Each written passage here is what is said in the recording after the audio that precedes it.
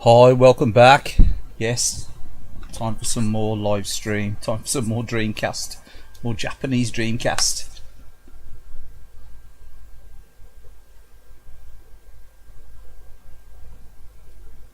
Yeah, we're going to be playing a bit of topical gameplay this evening. Well, to start off with anyway. I hope everyone's doing well. Going to be playing a bit of Power Smash. As in Virtua Tennis 2. I was going to have a go on this last night, but I didn't really get round to playing it, to be fair.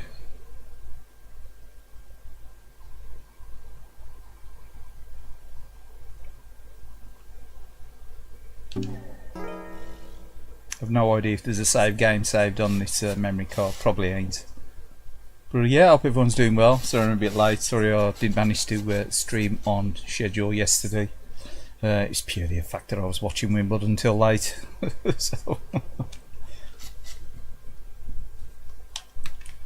So watching the TV plus having a few drinks, I was like, oh, I had to postpone it today.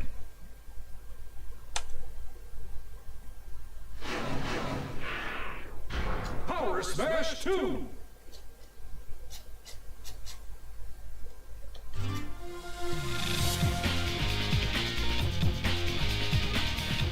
I think the volume's okay on the game. I don't think it's too loud.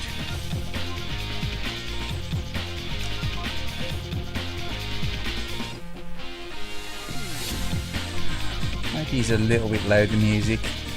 Just turn down a fraction. But yeah, Wimbledon this past fortnight, so sort of enjoyed watching a bit of tennis on the TV. Obviously, yeah, some of the matches are on a little bit late on an evening, so we're conflicted with the stream times, unfortunately. For real life gets in the way, doesn't it, sometimes?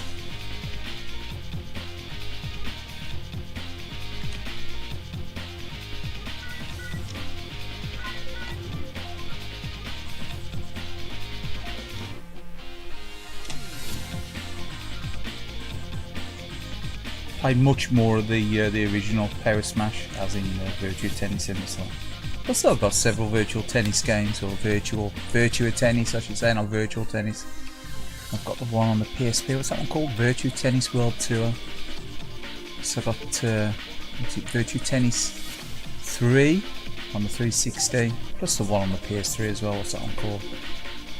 Is that Virtua Tennis 2009 or something?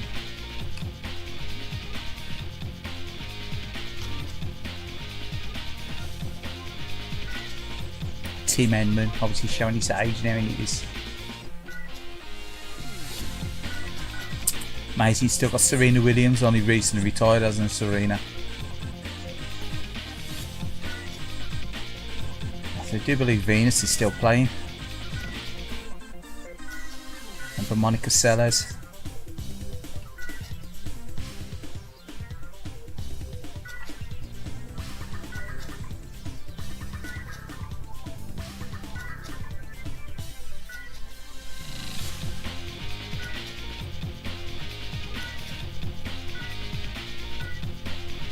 Tim Henman. Evening, how you doing, sub? Yeah, just fancy playing a bit of Dreamcast this evening. How you doing anyway? Hope you're all well and good.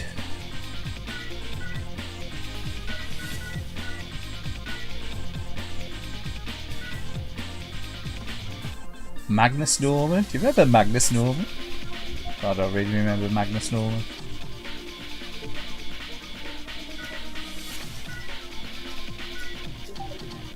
Oh, might as well go with the Wimbledon theme. I do remember Patrick Rafter.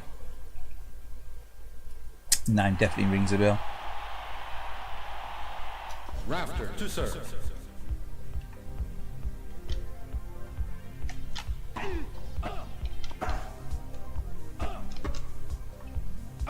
Out. Virtua Tennis 2? Yeah, Virtua Tennis 2. Alright, Lou. How you doing?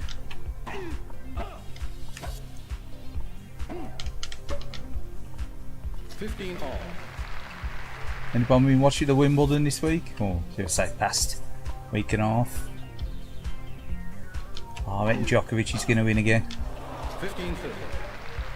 Alright, it's going to be Djokovic.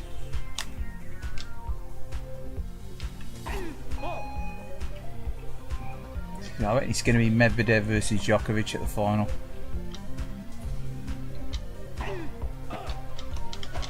Whoa. 15-40. You doing good, man? Yeah, no, I'm alright, mate. Yeah, I'm alright, yeah. As I say, the only reason I did stream yesterday was purely because I was watching a bit of tennis on TV with the missus, so.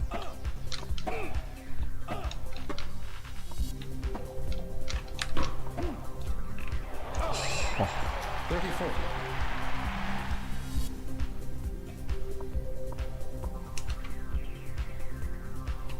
Yeah. I have owned the PAL version of this one at one point. Back when I was sort of trying to recollect for the Dreamcast without, you know, pre-eBay days for me, you know. And I just like picking them from my game station and stuff. Game Norman. Norman to serve. 15 love.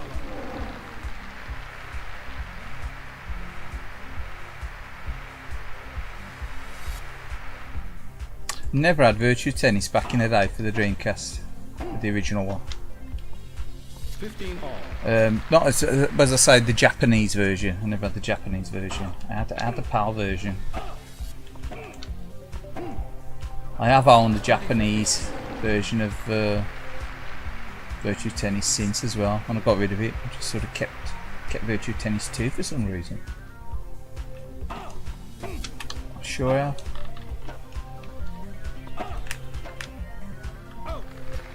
40-15.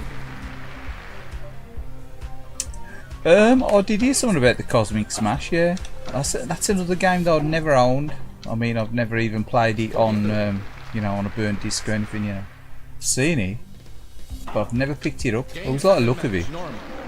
It's like a cross between Squash and Res, didn't it?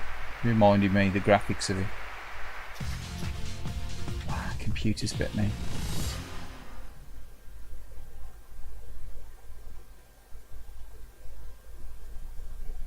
A VR remake? I suppose that's going to end up playing a bit sort of like some more like Res, I suppose, isn't it? With a VR. I suppose that'll look quite good with the VR headset, you know, like, you know, decent HD graphics and stuff. Like in the zone. I suppose you look a bit in the zone there. Wouldn't you? Rafter to serve.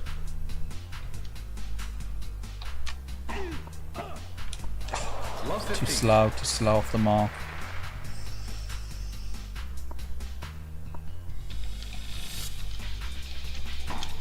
Yeah, I know. Our internet was playing up the other day. Well, I say the other day, it's probably about a week ago.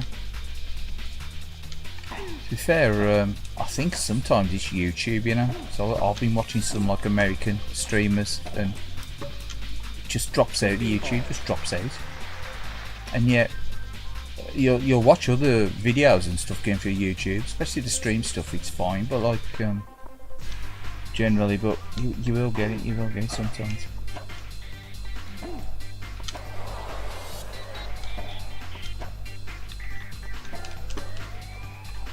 Is he gonna pull that off the line? No. Res VR. I didn't realise Res was a VR game. So I've never really invested in the VR side of things. I remember playing a VR arcade machine years ago, back in the 90s, early 90s. I think it was Reality something it was called. Virtuality on it, was it Virtuality or something I called it? And it was like a 3D mech style. Was it? Do you even class it as a shooter? It's sort of like roaming round a bit, while really much like a shooter. Not roaming round a bit. Imagine sort of like Gun Griffin with super basic polygons. And you've just like got the headset. So that's my only experience with VR. I've never. 40-30.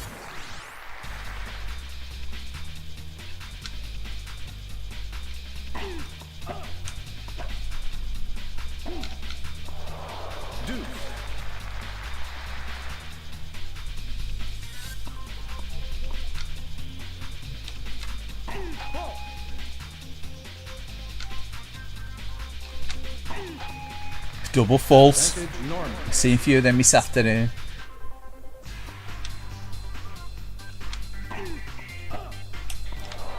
Game Norman. It's the American tennis player. What's his name? Chris Eubank. I know, same as a boxer. Playing Medvedev. A few double faults there. 15 love. Virtuality, wasn't it? Yeah. Virtuality, yeah. That was the same arcade. It was in Leicester town centre, or should I say city centre? Leicester's a city in our town. But in the city centre, 40 love. but there had like a Play Choice Super Famicom years ago. Back when I bought my my Mega CD, Norman. ended up going in there. And I think quick go on some of the coin ops. And there was a virtuality. It was virtuality.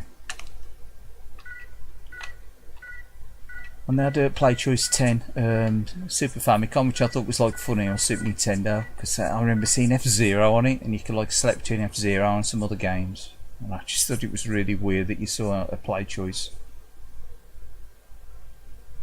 Oh, lawnmower man. Oh man, the lawnmower man. To serve. That's a film that I've only ever seen clips of. I've never seen it all.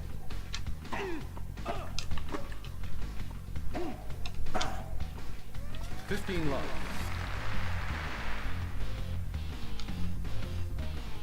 I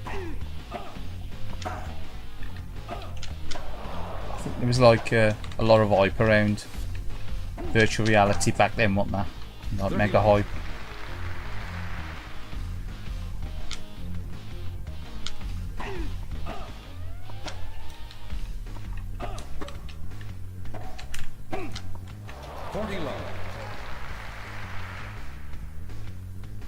Razzy's Retro, hey, how you doing?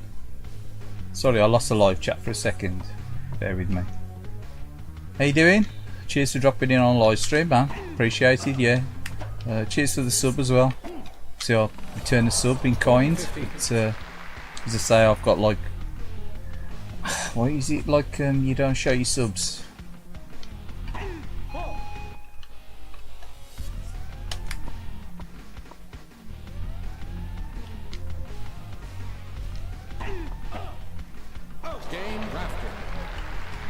But yeah, cheers for dropping on live chat, always appreciated, man. Just playing a bit of Dreamcast. I did notice a lot of your challenges and that. I think Subliminal's done a couple, or at least one of your challenges. Was it the no kick? Oh, sorry, it was the kicks only Street Fighter 2 one, if I remember right. 1550.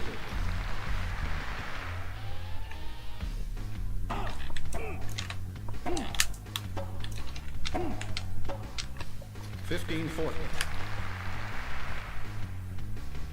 Oh man, yeah, is he dropping on the this round's on me live chat as well, like their live streams Fridays, isn't he?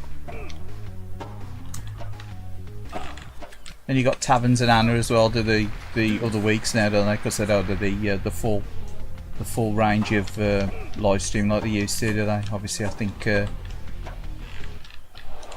Brund, or Brune, who said Brune, isn't he? He's working, isn't he? So that don't. Game Norman.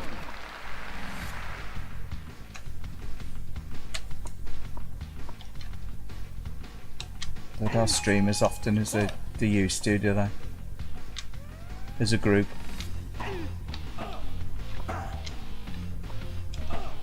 Oh man, what was he doing? Completely wrong direction.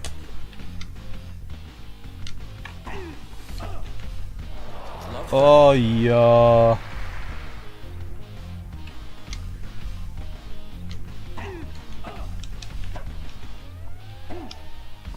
So you might find they get the odd bit of fruity language on here. It ain't probably quite as bad as Trom's language sometimes. So this round's on me though, obviously. They don't pull any punches either, do they, with the language?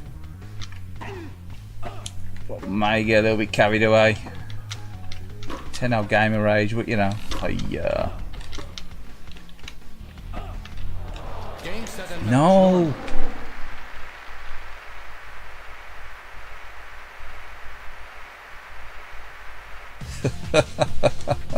Oh yeah, you can't beat it, can you? You can't be a big gamer age. Oh man, Norman wins. I think we're gonna go back. We're gonna choose someone else. So you got the World Tour, you got a tournament. Obviously, we're just gonna go exhibition because I ain't for a memory card in that's got enough space. I think I've got a World Tour saved somewhere on here, but come on, we'll try the ladies. Sellers. We're gonna go against Sanchez. Again, Wimbledon.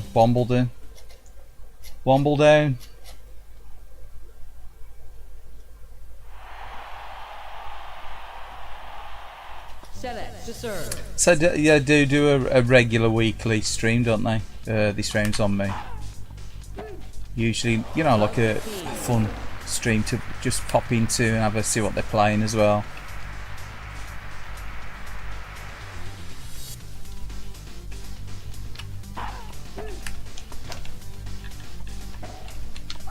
A little bit faster game, playing it with the ladies' tennis.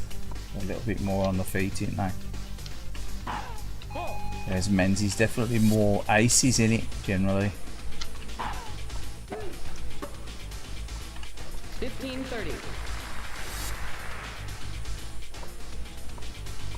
Yeah, the Fridays. There's you know, usually a decent atmosphere on the this rounds on these. Like I also like to catch my life in gaming streams. I do a Sunday evening as well, but it's usually Sunday, so it's like a Monday morning here. So it all depends on what got planned for the Monday. I mean, if I'm gonna tune into that, because it probably don't start until like 1 in the morning here sometimes. What are we doing?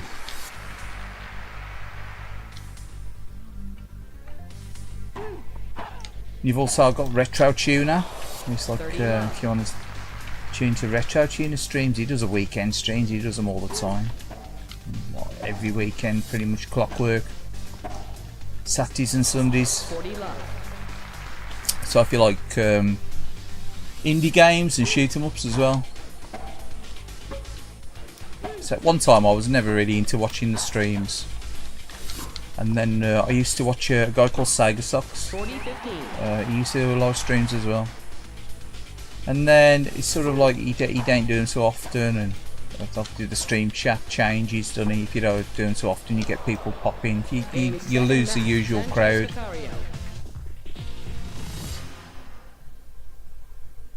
Yeah, I do like tennis. I'm not playing personally, but I like watching it. Never really been a good tennis player personally myself. Select to serve. I like watching it on TV. I'm an armchair sports person.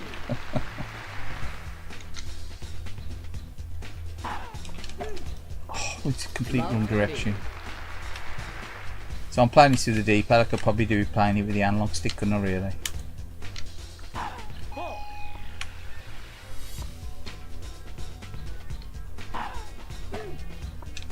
Love 40.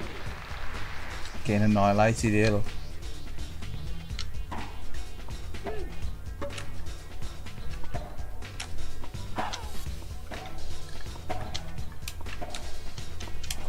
Game Sanchez Vicario. Oh. Sanchez Vicario to serve. You're more into football and cricket? I say I'm really into football. Never really been into watching. I used to play football years ago. It's more like as a late teen I sort of got out of the football.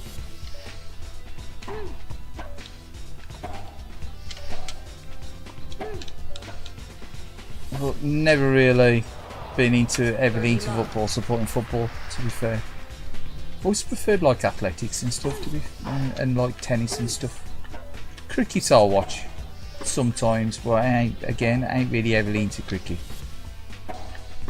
prefer athletics. I always prefer like the Olympics. I like watching the Olympics and things like that. 40 love.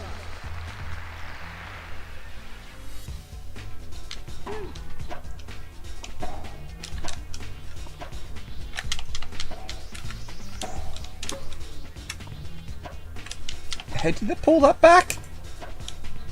You gotta be kidding me. Game, set, and match. Sanchez Vicario. Sanchez.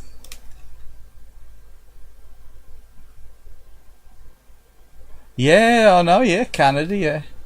Yeah.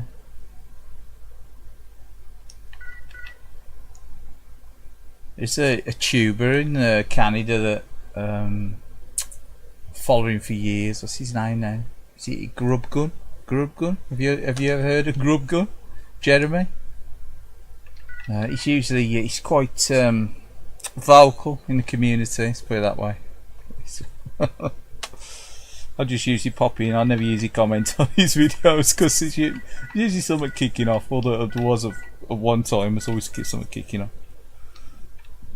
Go on, we'll try again. Why not? Select to serve. Yeah, the AI is pretty rough on this, isn't it? That was my fault though. Love 15. You can't play it with the D-pad either, you've got to play it with the analog stick. He does seem to get the movement with the D-pad, I think. God knows what it's like to play in the arcade with a stick. Love Double 30. fault.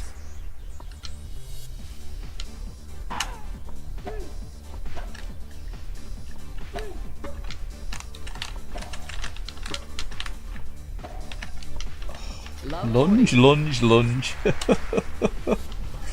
Oh, there's definitely a knack to playing this game. I ain't played it enough. I definitely ain't played it in a while. 1540. Probably the last time I streamed it. It's got to be probably about a year ago, maybe.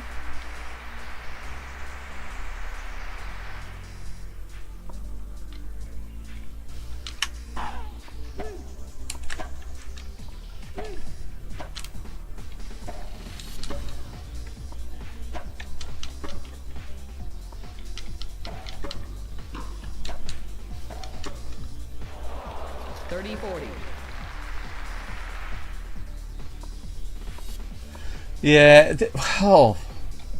it's a lot of pickups videos in it, the UK retro gaming community. It's saturated with pickups. It always has been, to be fair. There ain't really much gameplay. There's a little bit of like competitions and things that go on. To serve. It's a lot of pickups, and it's, to be fair, back when I first joined YouTube in 2012, 15 love. it was like a retro revival, really.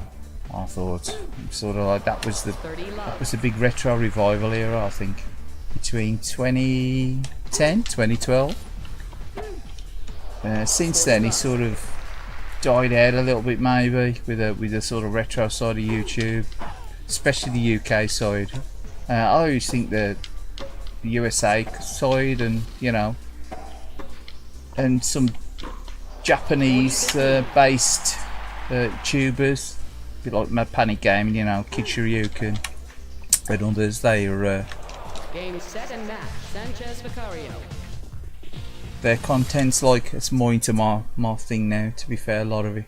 But I don't mind looking at the the odd pickups video now and again, but it's just too much of it. It's too much new stuff for me on pickups. I'll get a bit fed up with the pickups. Yeah, exactly. I started collecting at around 20. Well, I started recollecting retro stuff in 2009, 2008. A little bit after the 360 and that came out, and before I got a PS3. I think what it was, there was a mad rush to get stuff out on the 360 and the PS3, and then it all went a bit flat, and I sort of stopped again, and then started collecting around 2012. That was just before the Wii U come out, and obviously the PlayStation 3 had been around for a while, and so the Xbox 360, and there weren't really a lot of like high profile games being released, so I sort of got the bug back into recollecting old games. Select to serve.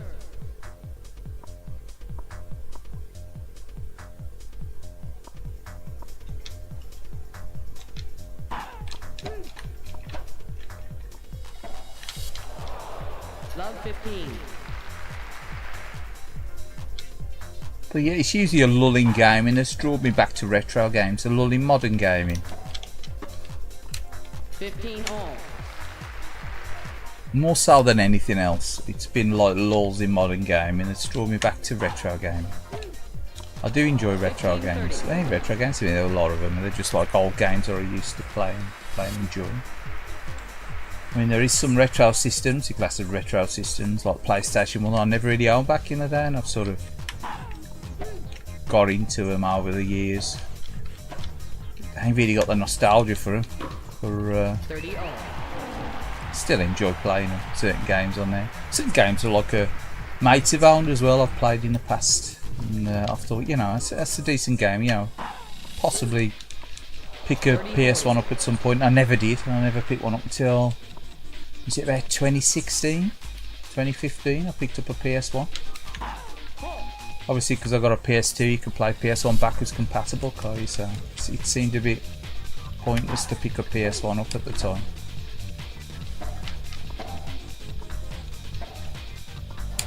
Game Sanchez Vicario. Sanchez Vicario to serve. Yeah, no worries, no worries. Have a good one. Cheers for dropping in on the chat. Appreciate it. But yeah, the pickups videos for me, I try to avoid most pickups. I don't mind pickups that are like import orientated, but stuff like the usual bought some of them limited run rubbish I ain't interested in. I don't know. 15 all. 30-15.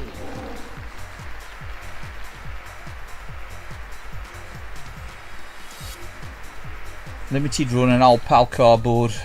Pass. Been there with like retro collecting and all. Yeah.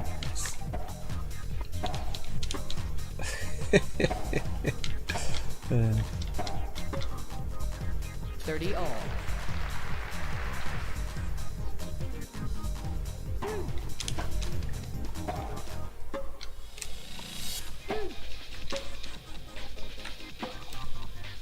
Oh yeah. 40-30.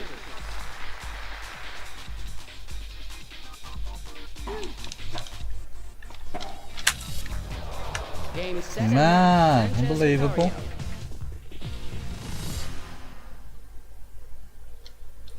Slaughtered.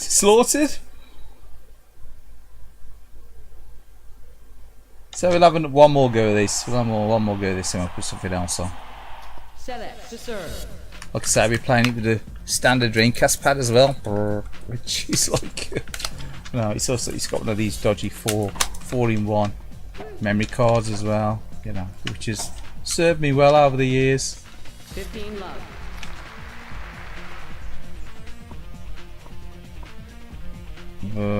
Yeah, I know. It's all the limited run stuff. Yeah, I suppose it's good for people that want to sort of 30 love. get a collection of retro style games, but I just don't really. I hate feeling for the limited run stuff. 30-15.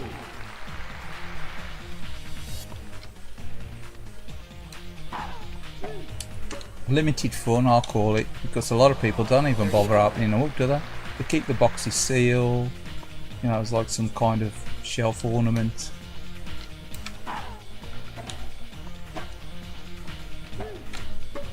You know, I don't see the point in it, but you know, each to their own. Not my thing. But yeah, this ain't a bad game actually. It is. I mean, I've got enough unsealed games so I don't play. I don't need sealed ones. Last thing I need sealed games.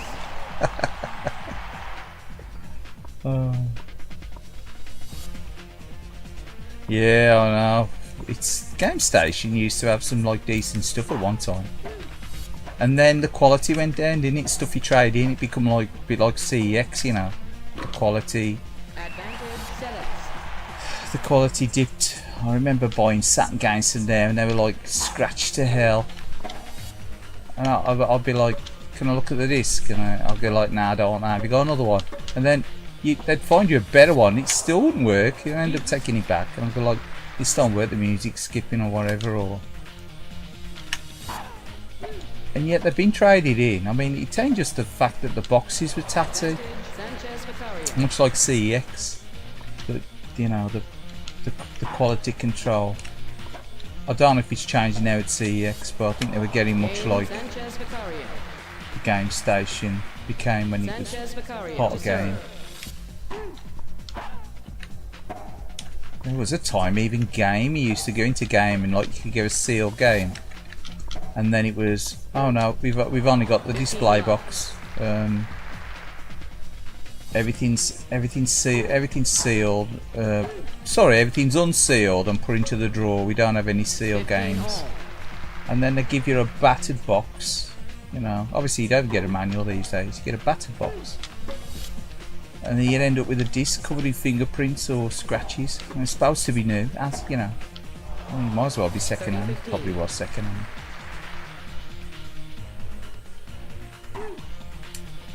Yeah. Last couple of things I've had from CEX I bought, well, which has been a while now. They were too bad. But I say it's the only place I've ever bought an Xbox One game that didn't work.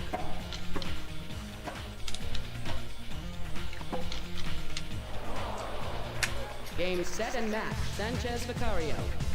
But yeah, that's enough for tennis for today. Yeah, Grand Theft Auto 5, I remember buying that from there not long after it came out, and it just wouldn't install the Xbox One. Swapped it for another one, that was fine. But yeah, just one of them things, isn't it? I suppose I was unlucky.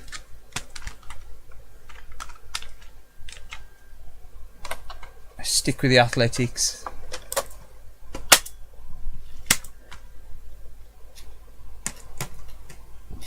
Stick with the athletics. Yeah, well that's it. See, I bought some modern stuff. I think I traded a load of like cheap cube games back when cube games were cheap. Go on Xbox One. You know, stuff that, you know, I bought playing. I forgot what it was now. It was like, there was cheap, fairly cheap stuff, and they had 2 or 3 games in for towards Xbox One games.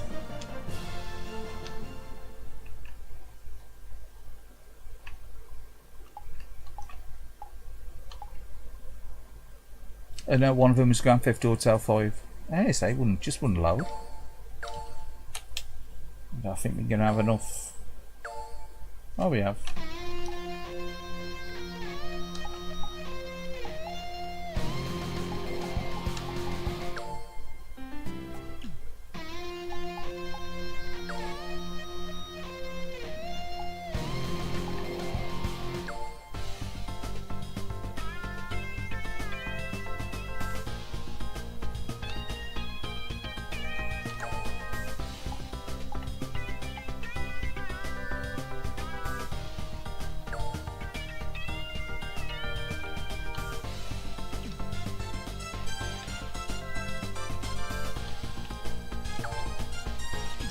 And what are we doing? Quick tournament. Eddie, Dreamcast. Go on.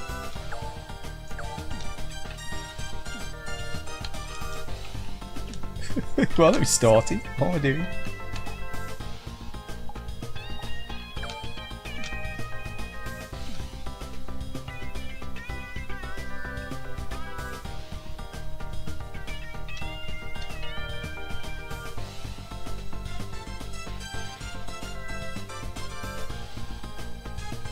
Yeah, I bought my original Xbox 3CX back in the day though, like back in 2002, was it? 2001? When did the original Xbox come out? Is it 2002 or 2001? 2002, Wari. Bought my original Xbox from there. It was less than 3 months old. It's like mint. I think the person bought it and just sold it, traded it in. Got how much I paid for it. I don't know how much I paid for that now. It's on the box, the sticker's still on the box. I've been 320 quid, something like that.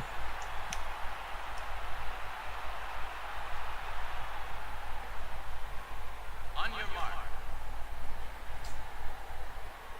Get set. Dare look at the instructions.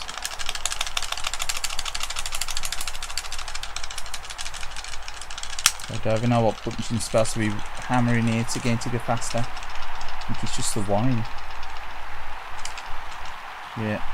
The event has finished. It's a failure. That was a failure. Please look at the electronics. Monster Hunters. Yeah, I do remember seeing the different variations of PS4s. Some look pretty cool, don't they? With the it's only like a vinyl lay kind of thing, isn't it? Like a vinyl covering.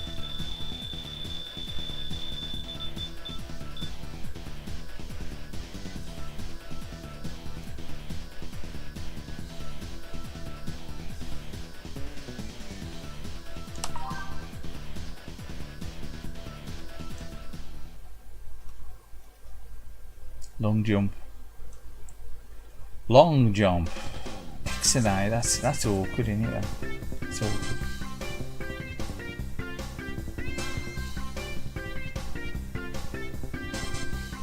I do like the Virtua Athlete, or what's it called? Decathlete. In a minute. On the Saturn. Athlete Kings in it, the PAL version. I do like that. I do prefer it to this. At least the characters in this are all polygonized. Even though they do look very angular. It does look almost a bit N64 you don't need this game.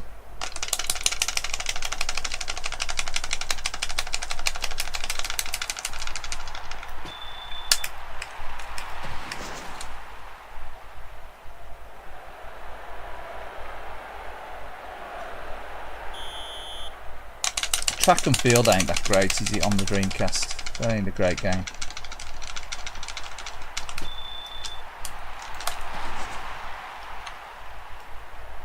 That ain't very good, is it? You definitely need to get better now.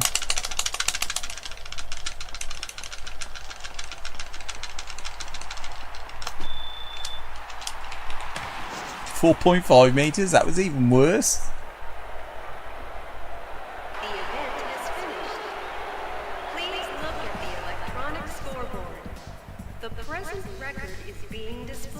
Yeah, I think there were 3 while there were they're like well known. You got Athlete Kings, or like Virtua, what's it called, Decathlete. Oh, there might be more. Was Sukia Gurentai as well? I think that might have been high res as well. You got Last Bronx and you got Virtua Fighter 2, ain't you? They're high res, ain't they? Oh, and you've got Bomberman. You've got Bomberman as well. The high 10 mode. That's in high res mode as well.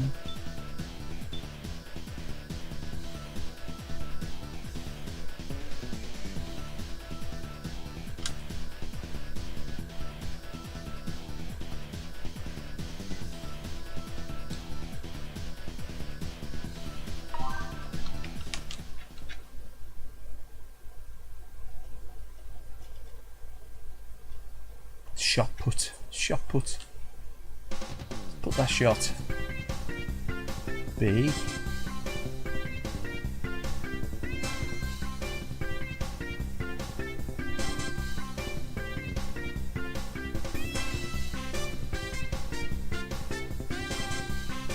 It's quite simple, isn't it? The one in Decathlete seems a bit more demanding, doesn't it? Please could the competing athletes go to their starting positions.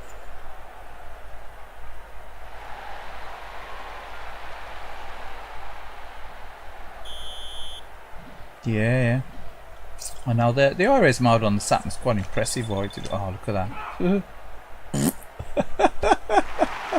Oh, they're always good for a laugh, ain't they? The athletics games, I think. Go on, we'll try it again. And again, rubbish. The timing. The timing's awful.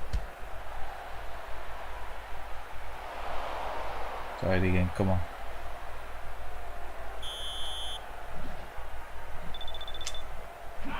Slightly better. No world record there, look. Even half the world record that was. Not even half the world record. Rubbish. The present record is being displayed. Yeah, the high-temp mode on the Saturn Bomberman, I think that's in high-res. But yeah, maybe Sucky Garenti's as well. I've got a feeling that might be high-res. Were there any more Titan board ones that were high-res? I can't remember. I'm pretty sure Winter Heat wasn't high-res, was he? Well, not properly. Obviously, some have got high-res modes built in them as well, haven't they? Like certain levels or intro screens. A bit like what's that game? Touring car, Sega Touring Car. That's got high-res screens in between, and like the intermission screens and stuff.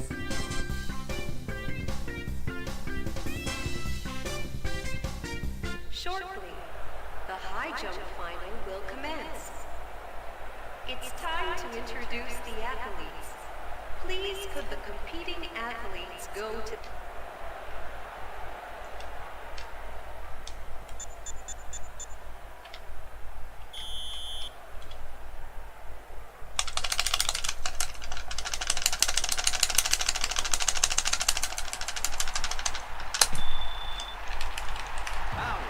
Fell.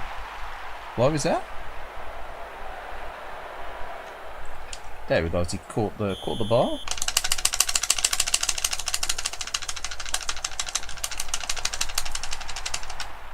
Yeah, I think that was a bit of a gimmick call. Oh, that was definitely a foul. I think that there was probably a little bit of a gimmick call on the high-res games, apart from like Virtua Fighter 2 and Last Bronx. Oh, what was that? That was awful timing. I should have looked at the instructions. It's always the same with these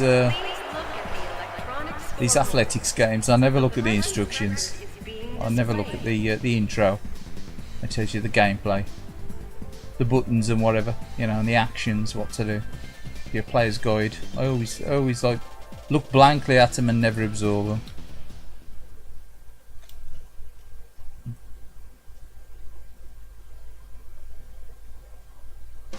Yeah, I know. It's like this handles them quite well. The change between sorry, not this.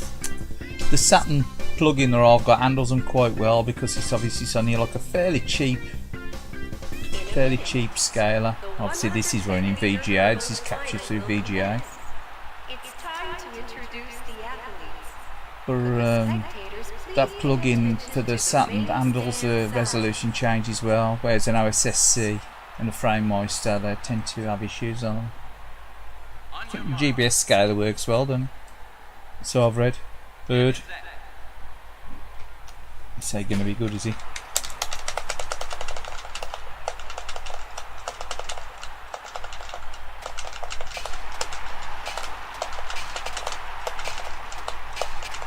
They knock down every hurdle. The event has finished. Oh, that is awkward. That's really awkward to play. What does Megamix causes problems? Oh, it is a resolution change. Yeah, on Fighters Banker because it does. It's the intermission screens and stuff in it, and like the loud screens and stuff, and the character selects and stuff. Yeah, it is. PS1 does it as well, doesn't it? I heard there's the PS1 issue as well, isn't there? Is it on the Final Fantasy games and stuff like that? The resolution change causes havoc. Yeah. I did read about that ages ago. I thought, oh, maybe they'd like patch it somehow, you know. That's one of the reasons why I sort of laid off going on OSSC back in the day, because I was like, I know the picture quality is great when the resolution stays static, but it's the change in between. I did notice that on other people's streams. You get a blank screen, or you get the you know, like the test card screen coming. Depends it depends if you want to tolerate that or not. I mean, I think it's fine for recording. You shouldn't sort of pause it and get round it, Kyle.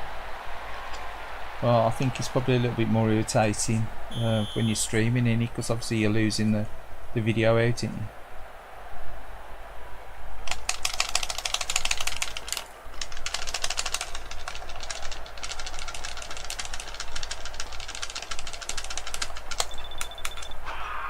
It's way too low. Whoa. 7 degrees. Oh man.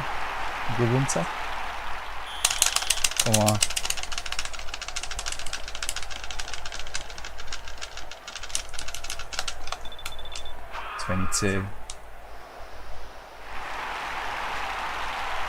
Slightly better. I think the optimal's around about 38 degrees. Stay 45. Probably 33 degrees in it.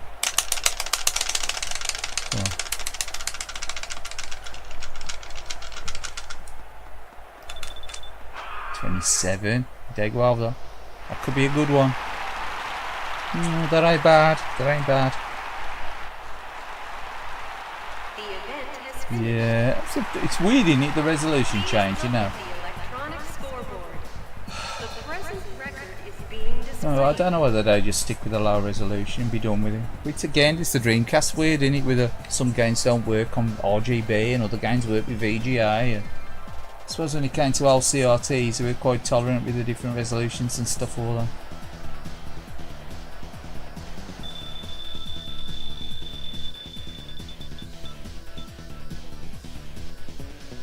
Different syncs and resolutions, I don't really think they caused too many issues, did they?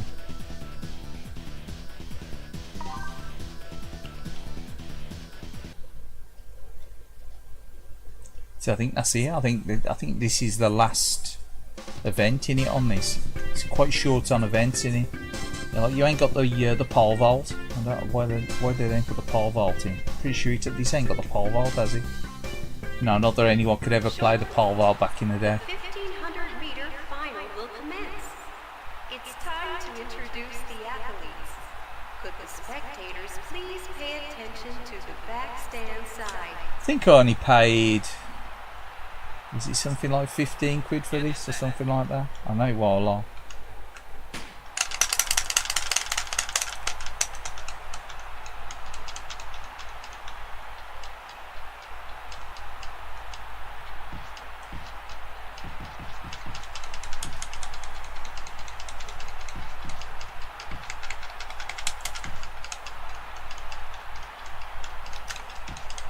Again, should probably use the analog stick rather than the D-pad.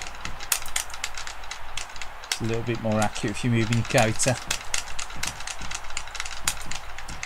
At least I got the mannequins from the Saturn version on this. They've still got a weird animation, don't you?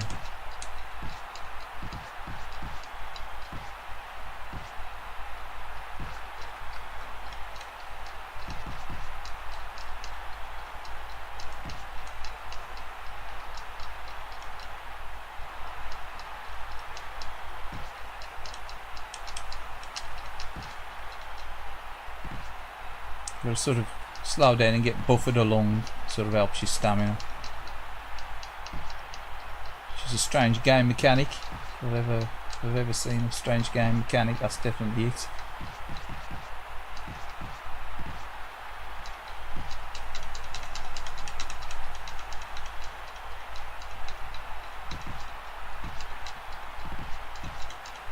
And again, with the Dreamcast, it's all polygons in it, this really, I suppose, or the majority of it.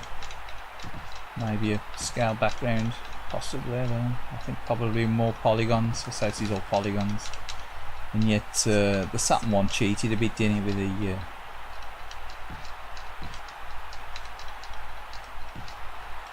the scaling backgrounds and stuff, the tile maps and whatever. The VDP2, whatever it was, used to cheat a bit, you know. Drawing in the backgrounds. Come on.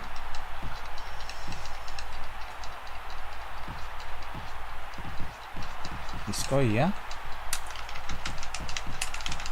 Found his legs, hasn't he? He's found his legs. Found his legs for the last lap, or he did. They have a spurt on, don't they? And then he'll be slowing down a bit, because obviously he's supposed to save his stamina.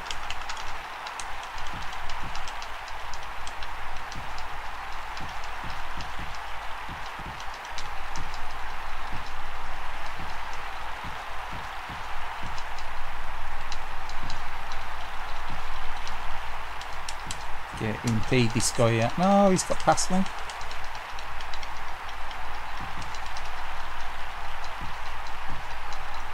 The arm run now. Come here. Get off. He's gonna take it. Look. Get out of it. Get out of it. Come on. Yes. Chariots of fire. Chariots of fire. Please pay attention to the center track. Programs are on sale at gate number 12. Yeah, I wouldn't like to pay like full price for this if it was like a 30-odd quid game, because it's too light on content. Please look at the electronic scoreboard. But much like track and field on the Dreamcast, it ain't really the best, is it? This is okay. It's okay. This game's okay. And track and field on Dreamcast, I think, is pretty awful, especially like graphically. It's pretty awful. I think so. I'm pretty sure it's a port to the N64 game, innit?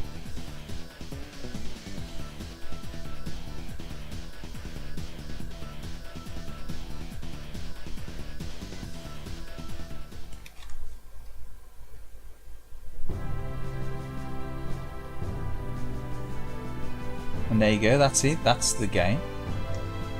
That's all you get. That's all you get for your cash. Obviously, if you're playing tournaments and stuff or multiplayer, you probably get a bit more money's worth out of it. But for a one-player, exhibition game, you don't get a lot there, do you?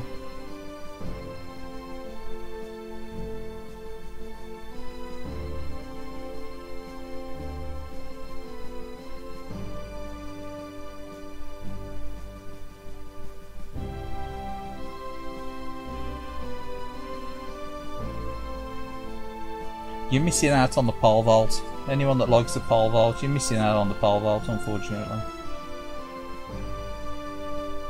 Now fake chariots of fire. Yeah.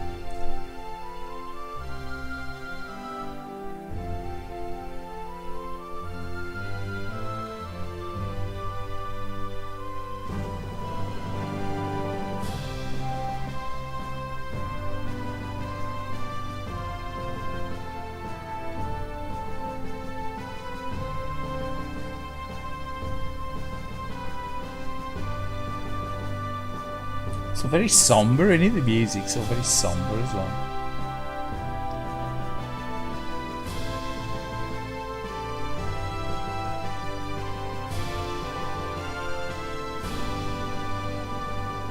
Did the PAL version get online? I wouldn't know.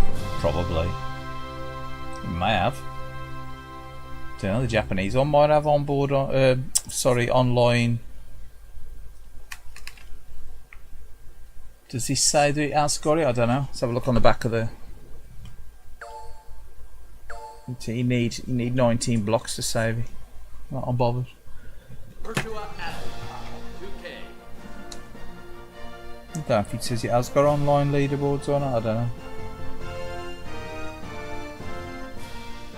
Might do. Let's have a quick look in the manual. Let's say I've got it. It's box complete. It's got a spine card and everything with it as well. I think it was used when I bought it. Again, I bought this in about 2004, something like that. It's probably 20 years old, that game. Gotta be. I was buying that when I was getting like PS2 games and stuff. Gotta be. Might not have been that late. Could have been 2002. 2003, now to be the 2003 is when I got a PS2. So I think I got this in 2003. They get it on release, obviously, very cheap. Let's have a quick flick through here. Game mode select.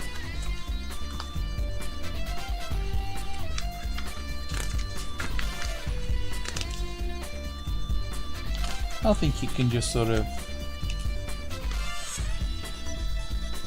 save to your memory card. You've got player edit, you can edit your player details and stuff. You can alter the different like features of your character as well.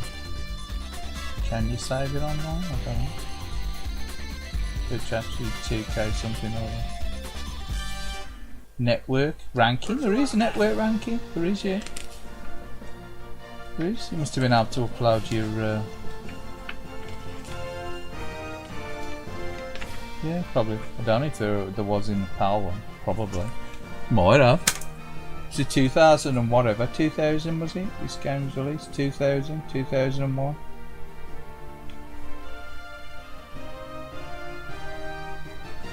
Yeah. Really? It's on the main menu, is it really? Shows how much I'll take notice of any online Dreamcast options. I never had them, never bothered with them. I'd have liked online Sega Rally, but the rest of them I could take or leave, to be fair. You see? Start button, let's have a look. Network ranking, yeah, so it is. It's the obvious. The data room. Yeah, so you got options there to play on, audio, stereo. Yeah, that's a vibration pack I think, which I ain't got connected in, but I have got one. But yeah, bear with me. I'm just gonna take a 5-minute break and I'll be back shortly, so bear with us.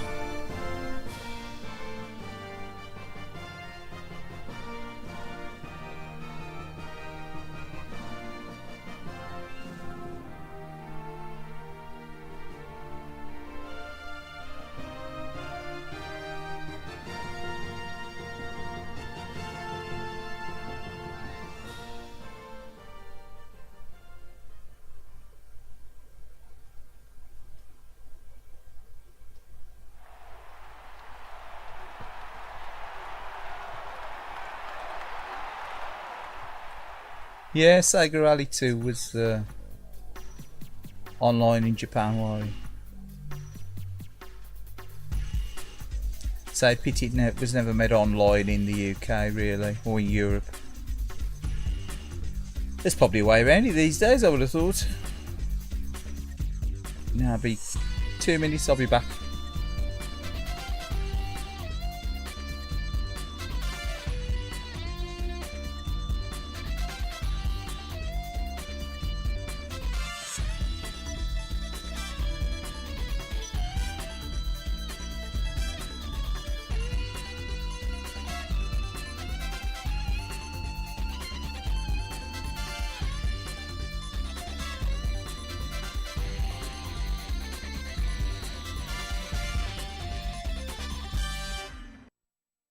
Virtua Athlete 2K.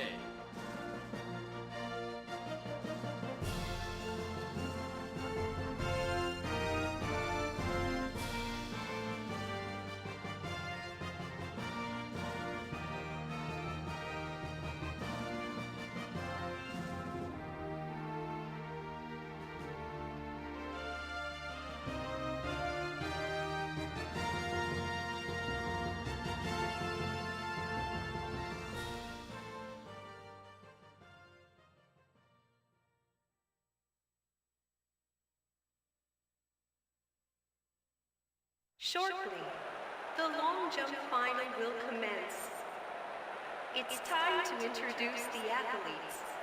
Please could the competing athletes go to their starting positions.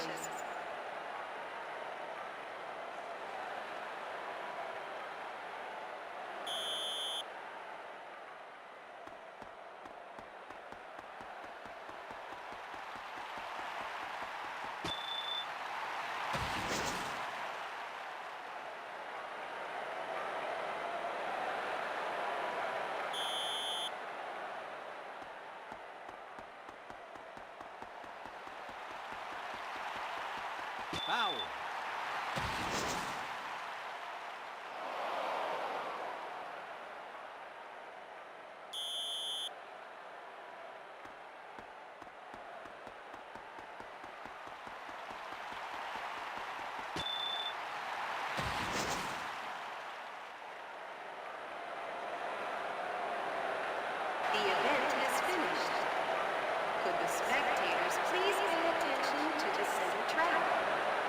official goods and snacks are on sale at gate number 6.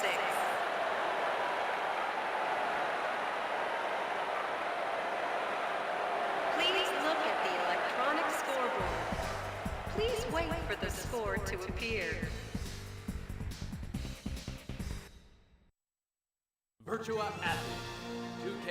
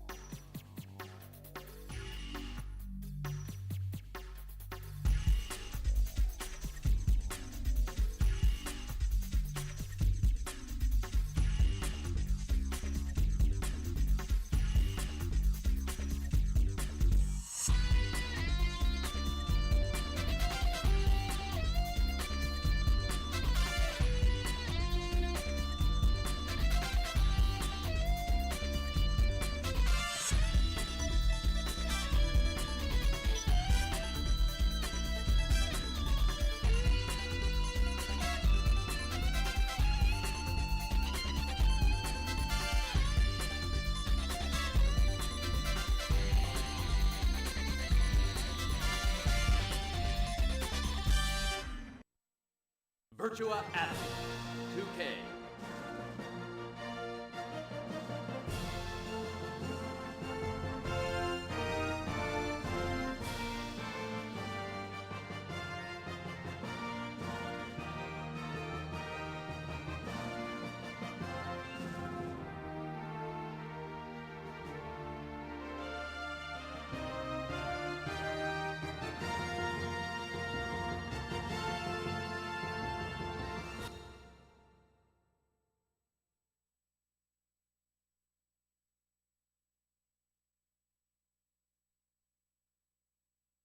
In a minute, the shot put final will commence.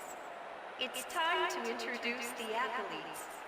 Please could the competing athletes go to their starting positions.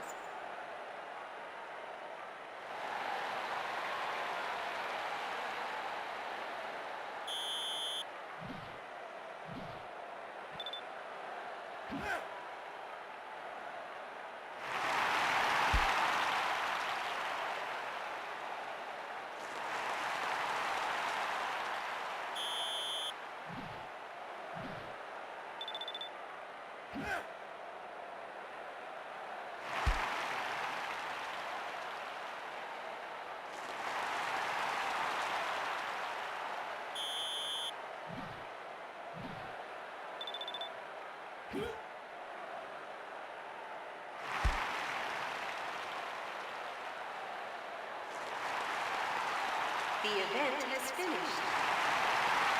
Could the spectators please move to the back stand side? Programs are on sale at gate number 12.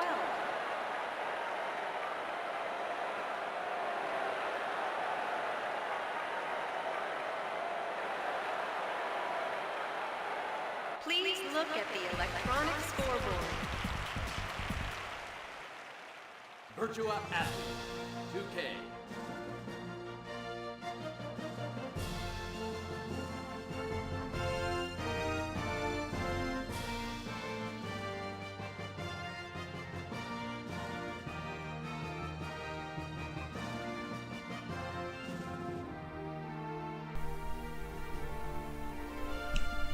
Yeah, I'll get that. I'll get what you're saying. Yeah, it is fairly crisp, innit?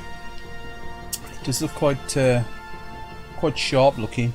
Quite, you know, like I say, sleek. It does look very arcade. It looks uncluttered. I know what you're saying. It is, yeah, 23 years. It's like, you know. It's you know, nearly a quarter of a century old. It's quite a time, isn't it? Really, you know, if you think about it, quite an age for something. Video games always.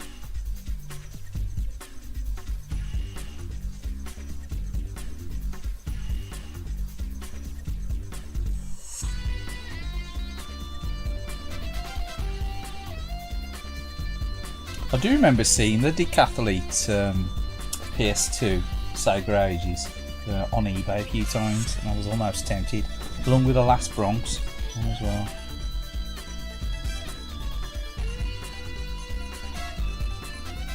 But yeah, the online aspect of the Dreamcast in Japan, you know, I was a bit envious really. Stuff like Sega Rally and things like that. And you never really got them over here, did you? You didn't get that. You didn't get that sort of infrastructure over here with the games, did you? They're only like Choo Choo Rocket stuff. Fantasy Star Online, obviously, I think that had quite a following. But I always preferred like the offline gaming anyway. In all fairness, would have been nice. Would have been nice to have had online sort of Sega Rally versus. Obviously the infrastructure over here, the lack of broadband and stuff. You know, it's and the slow internet speed at that time. I don't really think it would have worked, would it? Obviously, especially with the sort of like pay-as-you-go infrastructure as well. The internet had back in the release of Dreamcast era over here. It's very much pay-as-you-go almost, or the old dial-up.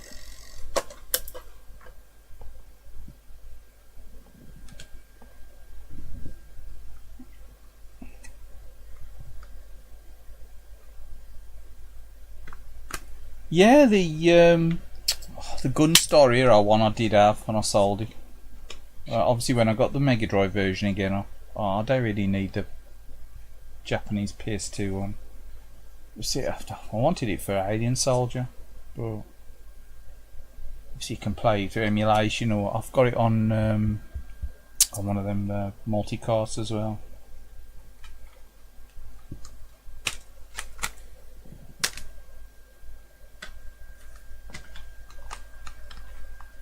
Let's play something a bit more high profile on the Dreamcast. Kicking out a bit of heat, that Dreamcast. It does get quite warm, doesn't it, the Dreamcast, when it runs. Yeah, got this game for a nice price actually. I think it was like about 20 quid, something like that. Obviously 10 years ago now maybe. And that's Marvel vs Capcom 2. With the spine as well. I suppose my man's got a spine card in here as well. Shooters. Oh, tell a lie, it ain't. It's got the Regio card. It ain't got the spine card. Might be why I got it at a good price. I don't think he's got a spine card. No. No, it's got a nice manual though. Really nice condition. And the disc is really nice as well.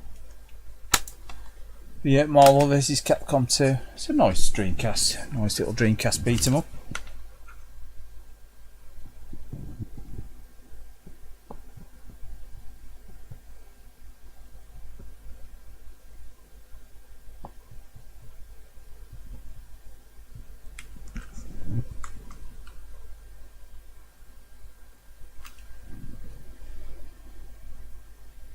Gonna blame Peter Moore. Peter Moore. You're gonna blame him, I guess you mean.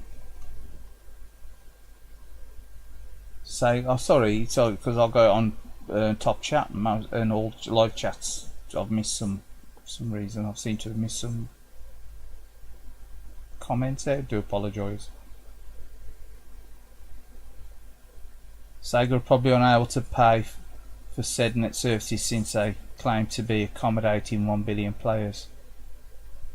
Yeah, well, so it says. I think what it was a theoretical worry.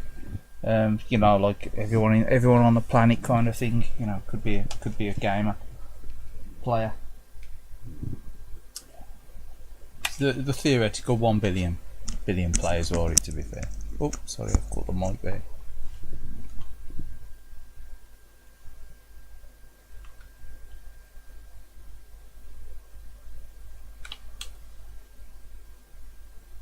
Yeah, we got a game save on here. But yeah, a lot of games had network play, didn't they, in Japan? Don't think the network play ever happened in America either, did he?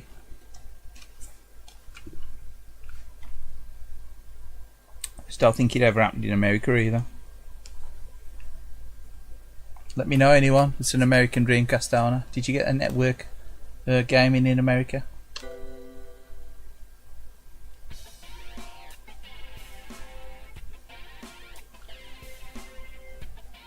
Yeah, I think it was the whole idea. Obviously, people take it, you know, to letter these things, these comments that companies make. Obviously, it's a lot of bluster and hype in it with a lot of companies. It is now, with the hype around the consoles and things. And they do take it to letter, though, you know.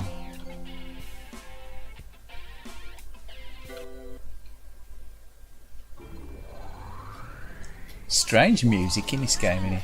It's alright, but turn it up just a fraction. It's just got strange music, this game.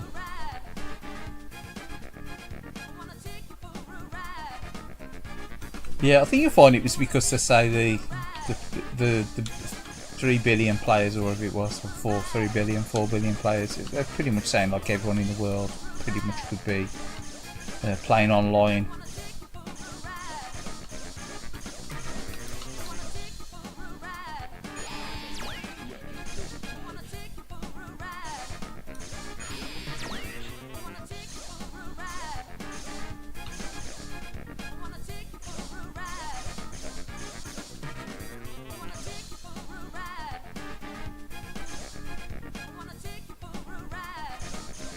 Oh, we destroyed her.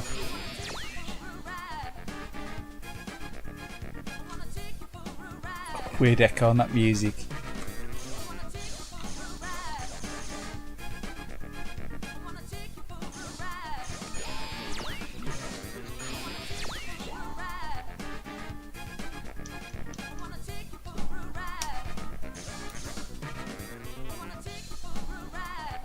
The loop between them goes, "I'll take you for a ride." It's like he's saying it on the TV, and then a couple of seconds after I'm getting my ear, because obviously I got to stream.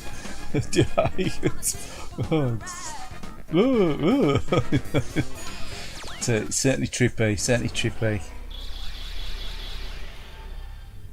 But if you ever streamed and you get that sort of like chat delay, if you're listening to a live stream back to, I can't do this here PCL. It's very strange at first to get used to. Listening to your own voice as well.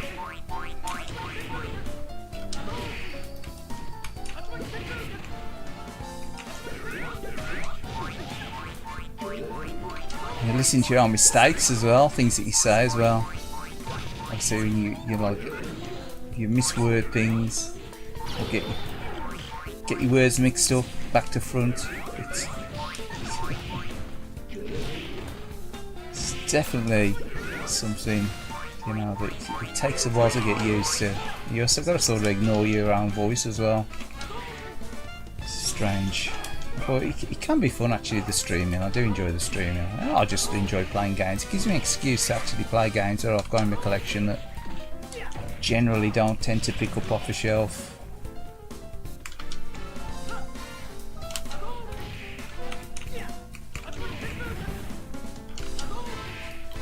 And hopefully people do see these games and they like the look of them, they'll go out and buy them, you know, or track them down, or play them on emulation, or, you know, do what the hell they want to do with them. They might just say what you want to do with your games and how you want to play them. Whether you want to collect limited run and keep them on your shelf sealed, or if you want to go on eBay and spend your millions on retro games, or if you just want to download them off internal archives and do what you want with them. It's entirely up to you.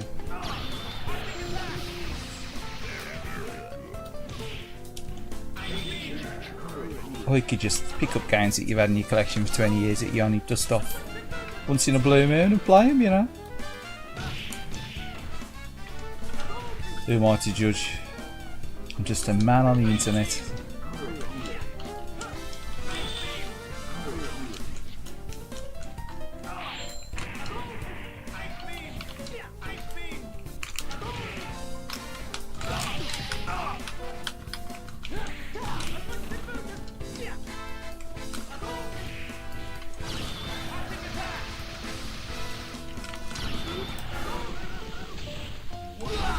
Oh no, should have swapped out. Strider time.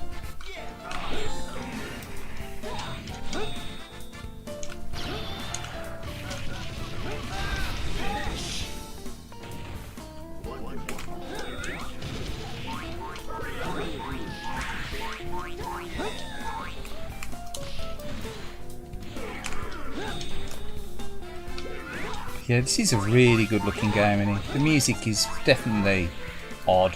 I would have preferred like a slightly more, less insane soundtrack. But the actual game itself and the graphics they made play is brilliant.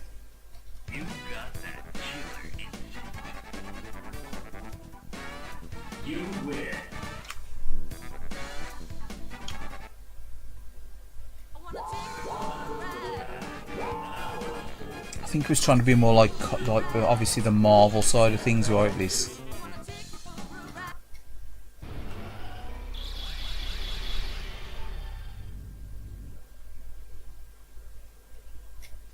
game definitely with the soundtrack for sure.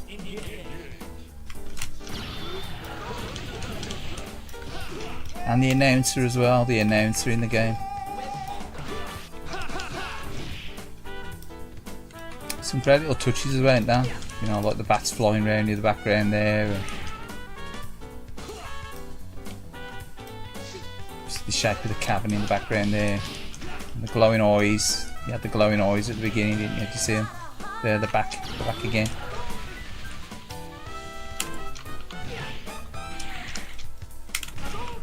Come on, swap out. Can we swap out?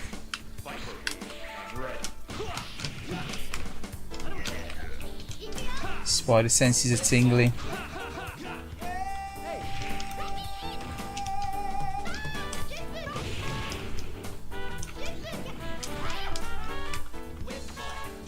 Spidey, yeah, Spidey, and Sakura. Sort your out. Spectre. It is the least CPS2 feeling. It's very obviously that I think they played up to the Atomies Wave, didn't they? It was Atomies Wave this one, was CPS2 was it obviously because of the 3D backgrounds, sorry, the 3D backgrounds. Sort of more detailed, didn't they?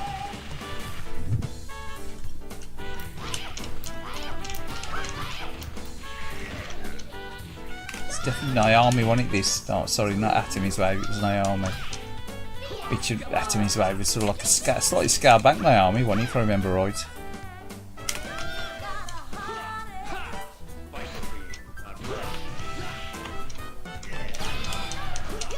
Completely missed him.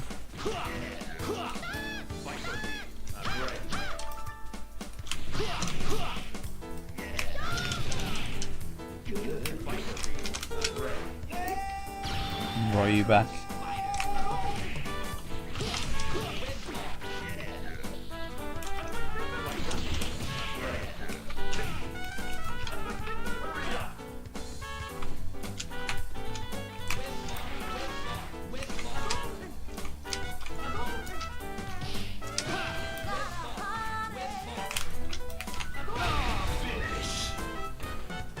Pummel Spidey at least. It's strange, really. Marrow. I've never heard of Marrow until I played this game. Obviously I haven't ever really been big into the comic side of thing and Marvel and stuff, so I've heard of Cable. I'd heard of Cable before. I've never heard of Marrow before I've seen it in video games.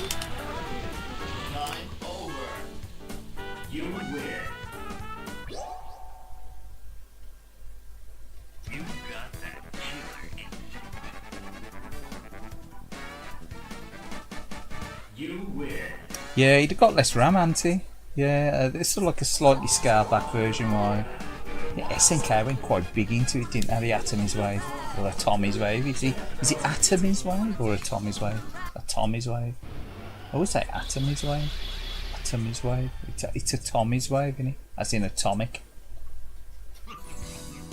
The battle for survival begins.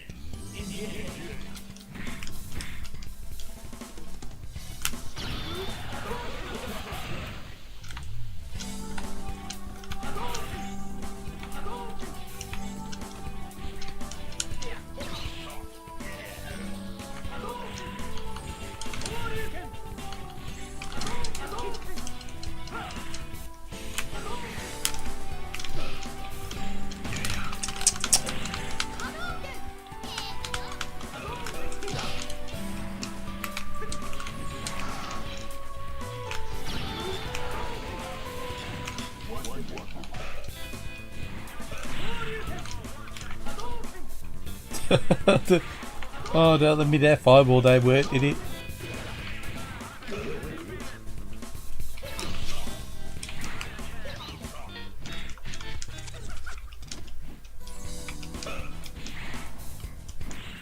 Madness. Oh! Doctor Doom. It's a bit of a nightmare, isn't he, Doctor Doom?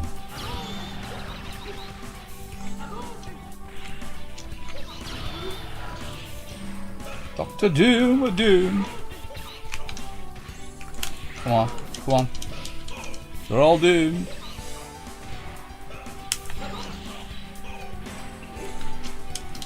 Oh no. I think I ate. You're fighting against your mirror image. Good evil versus evil Ryu. The battle continues. On the pirate ship.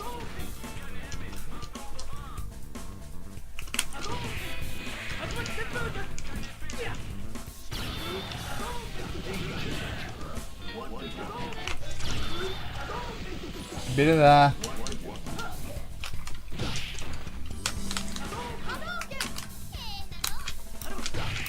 Yeah, bring Strider in. Some Fruit Loops. Strider games a few Fruit Loops. Come on. And you call up with his Fruit Paolo attack. Come on, get in. Sit.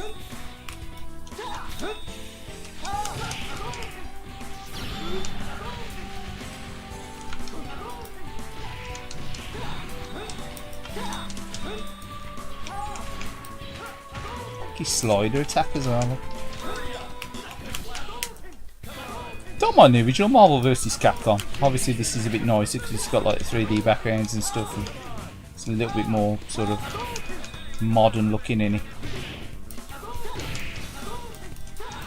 I thought the third one, Marvel vs Capcom 3, was okay, but it's a kind of weird graphic style on it. Got defeated as well, didn't I? Got defeated. You win. The great John Zini, how are you? Sorry, I was miles away there, mate. How you doing? Sorry, I'm chasing achievements on Atari 50.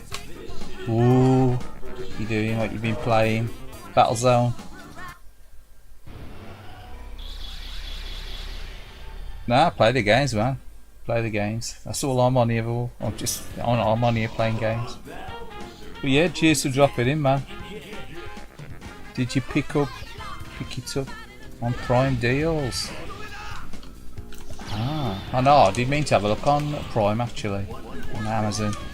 It's Prime Day, isn't it? Is it Prime Day today or is it tomorrow? Or was it yesterday? It's today, wasn't it? Is it today or tomorrow? I don't know. I've seen the adverts on TV. I was like, what the hell's Prime Day? I feel like that. It's like their Black Friday day, ain't it? Like, I know Mad Little Pixel put a video on there the other day saying about, or was it yesterday? Saying about Prime deals. Get these crazy offers. You guys get these crazy offers.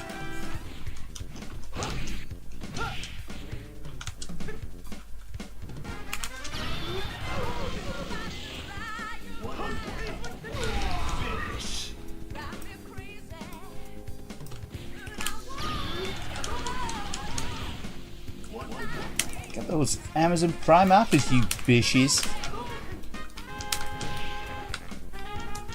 Stick a big fat thumb up.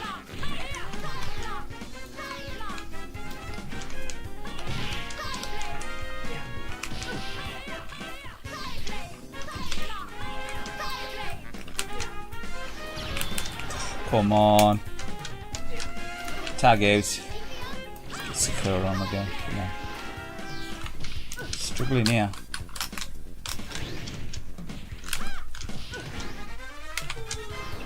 Exactly. So Ryo back in. He's going to get defeated there. We need to tag back out. Strider on. Strider, hear you. You did? 15 quid? Really? What, 15 quid delivered digitally or physically?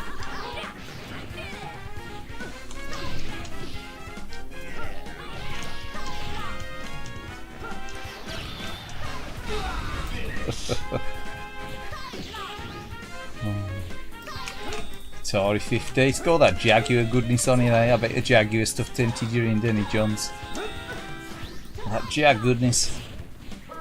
You'll play a Jag. Playing the Jaguar. You guys, you call it a Jaguar or a Jaguar? I said you call it a Jaguar. Call it a Jaguar to make it on. It's a Jaguar. Jaguar. Oh, does it sound better? Sounds better than Jaguar, doesn't it? It's a Jaguar. Those guys call it Jaguar.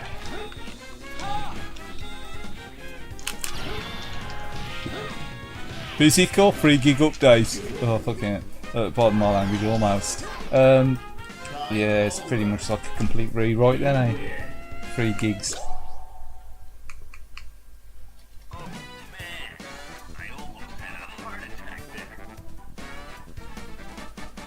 You win. Oh really? That's the game I was trying to think of. Cybermorph. Does that work with the Negcon on the? Because is it Cybermorph? I don't know. I'm thinking of the wrong one, ain't I? Cybermorph ain't an arcade game, is it? What's that arcade game? It's a bit like it's Vindicators. Hiya. Was there a Vindicators port on or something similar on the PS1? What was that game by Namco? It was a bit like a 3D polygon version of Vindicators. I can't remember it.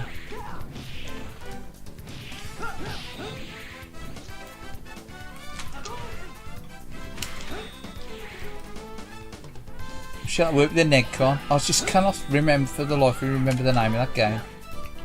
I know somebody commented the other day about the Negcon games. It might have been more like in gaming. They were talking about games that work with the Negcon.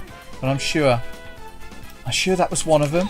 Namco, like a sci-fi tank style shooter. I don't know. Cybermorph was the packing. Yeah, that was the one where it was that like little flying spaceship thing where it.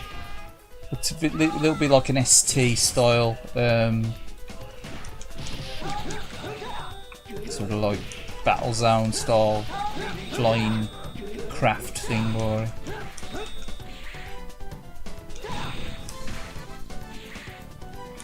Got like sort of like garage shady polygons or it won't have textures or anything. Yeah, Cybermorph. Now that's Cyberlip. Cybermorph. You needed the speech, didn't he? You needed the speech like in Cyberlip. You made it so much better, wouldn't he? Cybermorph.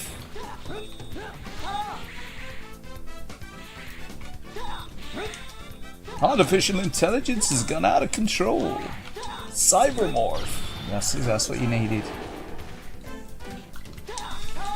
You needed to be like 50 megs of contraction.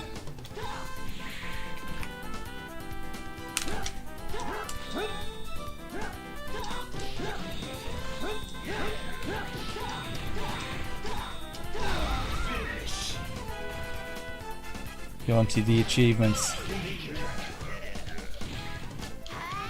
Really? Crashed into the mountain, what's he saying? You've gone a long way, but you failed, sir. That's what it needs to be, the speech. You say, you've gone a long way, but you failed, sir.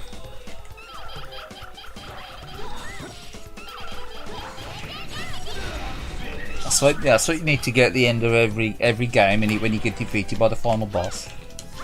You've come a long way, but you failed, sir. You've been defeated.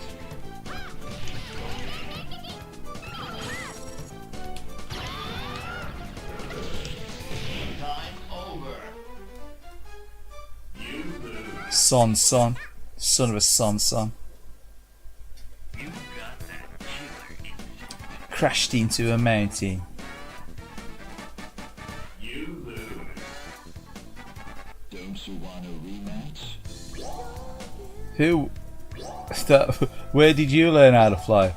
Who taught you how to fly? Who taught you how to fly? A bit like Sega Rally.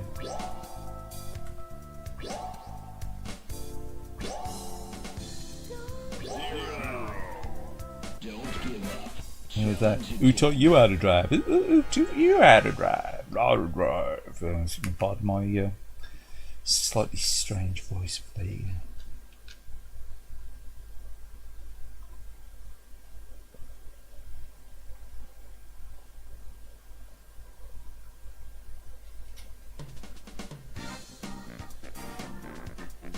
Easy right. Hard left. Hard left. Over jump maybe. Try to take it easy on the drink. I mean the car. Right, let's have another go. Let's choose some more characters.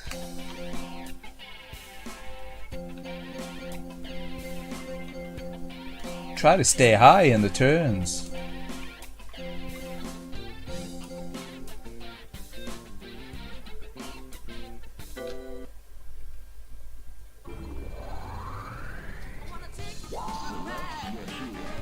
Oh man, turn around, you're going the wrong way. Right, you're going to be. Go on, we'll be Anarakis. Anakaris. And we'll be Zangief, he's not gay honest. And even though he's a wrestler. We'll be Captain Doctor Doom. Guile, Cable and Ryu were your picks, were they? Quite like Strider, Hiryu. Come on, we'll get Turbo.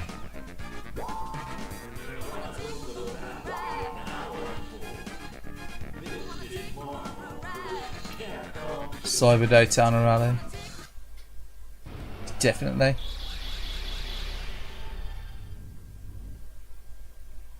Who taught you how to drive? Who taught you how to fly? Let's watch. The key to victory on this cool course. I thought that voiceover man while he's really like chill. Let's watch. The key to victory on this cool course.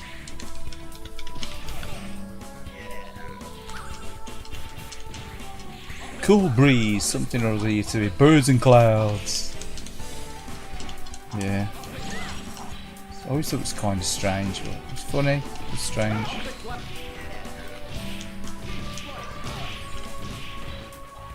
This is strange, wanting the old Darkstalkers characters.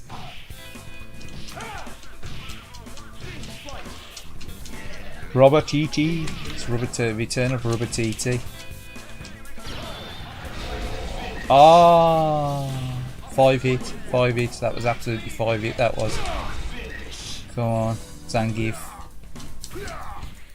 It's a bit of man muscle. Doctor Doom.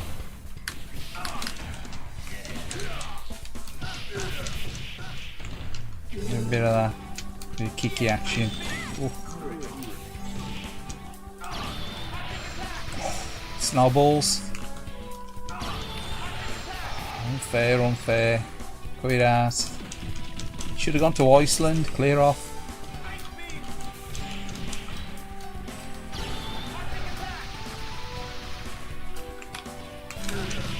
Have a bit of that.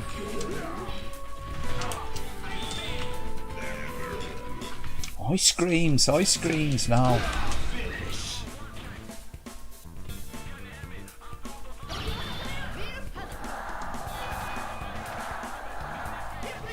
Yeah, go easy on the car. Oh man, who taught you how to fly? Was it ripped off that then? Was it ripped off Sega Rally, or was it just a coincidental thing? I think it's ripped off Sega Rally, was it?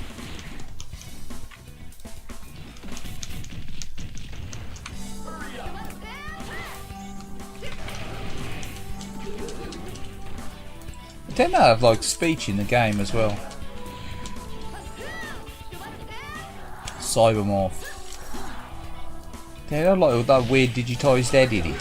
Like weird like polygonised head or whatever it is. Never played it, I've only ever seen it. I saw it in the shop on demo. And obviously I've seen it on YouTube videos, but I can't ever remember. Oh, there's a mate's cousin had a Jaguar and I don't think he had it for long. I think he ended up with a PlayStation.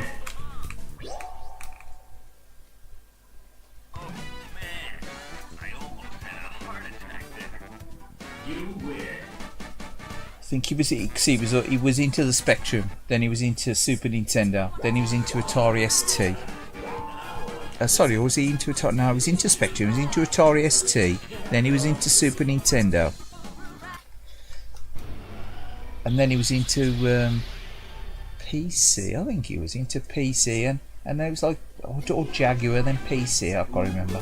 He was always into like something new, console-wise or computer-wise. But he used to be like a Spectrum nerd at one time. But I do remember him getting a Jaguar, and I was like, my mate was telling me about it. He says, I don't know why he's bought that, because I don't think he was that impressed with it. He says he's obsessed with the Jaguar.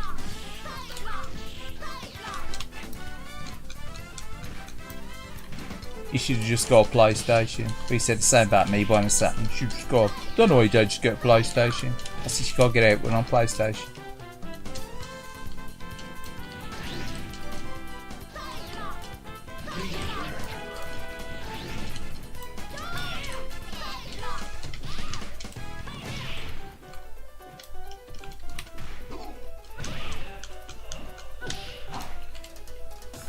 Because he always liked to outrun the arcade. Outrun arcade, so that was my go-to comment. Let's put him in his place. Guys, call him Dr. Doom. Oh, Green. Dr. Green. Dr. Green. Get rid of that. Welcome to your doom. Welcome to your doom.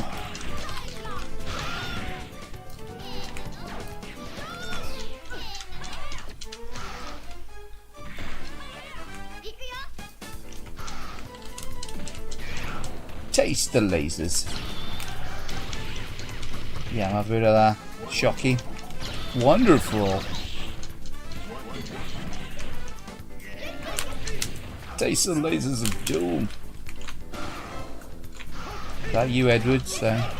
Shocking.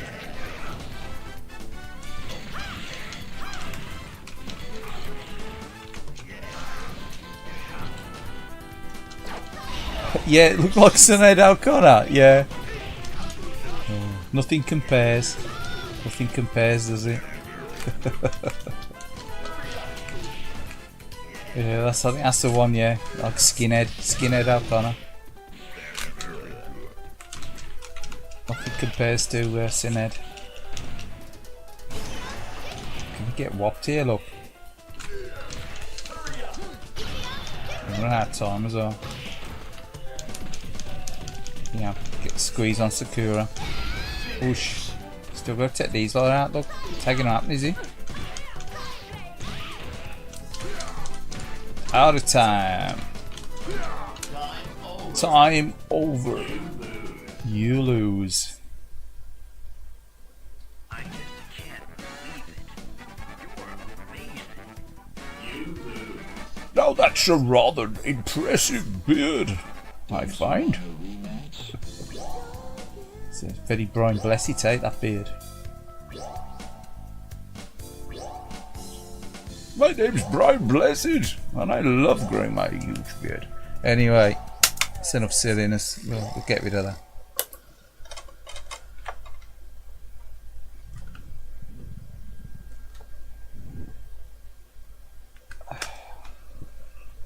What have we got? What have we got in store? What have we got in store? What have we got? What have we got lined up? What have we got? Go on, we'll play some Daytona. Why not? We mentioned it. Try to stay high in the turns, man.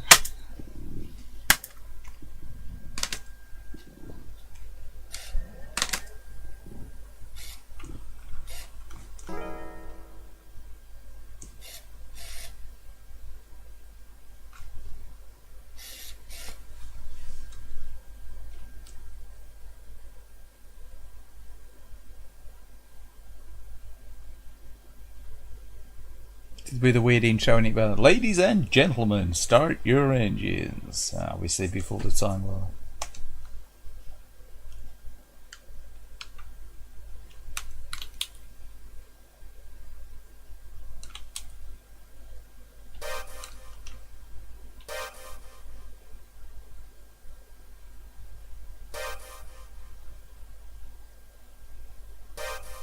bit of loading, so a bit of game save there, loaded in. Turn that volume down just a touch, might be a bit loud.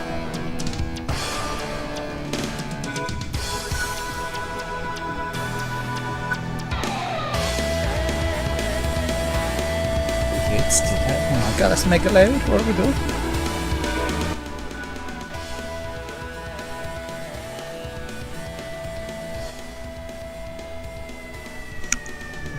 My ears! My ears!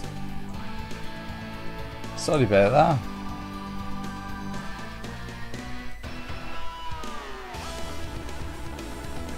that. Daytona 2001.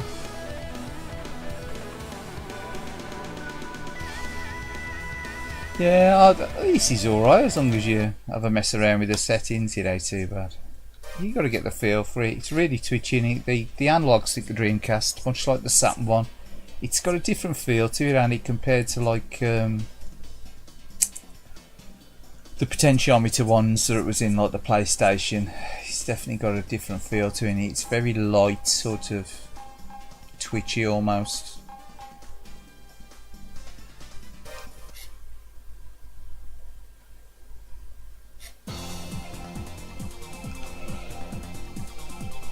Car. Whoa, pardon me for yawning. Hi, Wacky Perketta. Lightning. Falcon. Falcon. Grasshopper.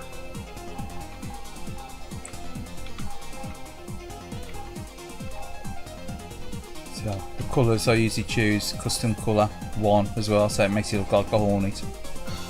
I mean, you can play this game with a Hornet, but it actually plays better with the Grasshopper car.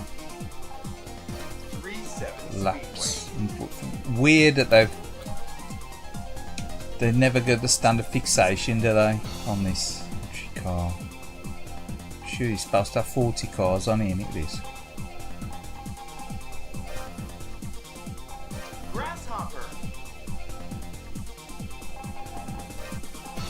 Race start. Ladies and gentlemen, start your engines. Nah, I don't know. It probably is. To be fair, I think they're all a bit twitchy. The using the pad, but if you can go into it and set the dead zone, can't you? And it's all down to the way you actually control the game as well. If you roll the control like this, it ain't so bad. But if you got your finger plonked on the top of the analog stick, that ain't really the way to play these games, is it? You sort of got to roll them a little bit. Got to roll the control. Roll the control like that. Crash into the wall.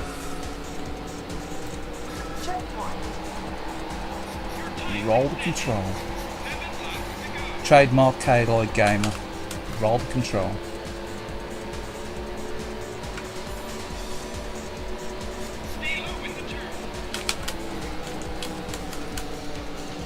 You need to roll the control. Tilt control rolling. Much like Monkey Ball. Only in a car. In a completely different game. on a completely different system. But funnily enough, the same developer.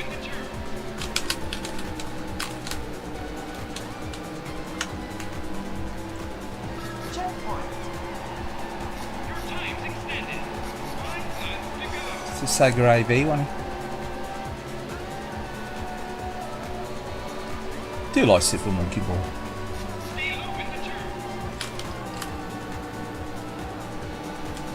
See, got no slidey. If you just tap the brake along with the accelerator. No track records though. You're going to get no track records racing like this with the Grasshopper.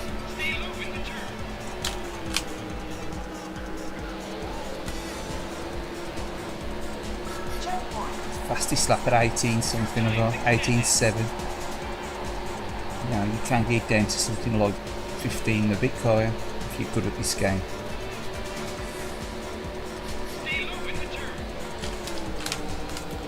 Slight bit of rear end slide there, no lie.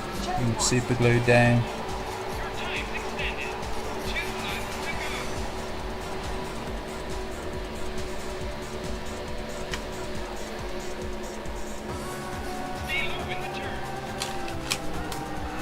Bit of rear end slide there as well. Ooh.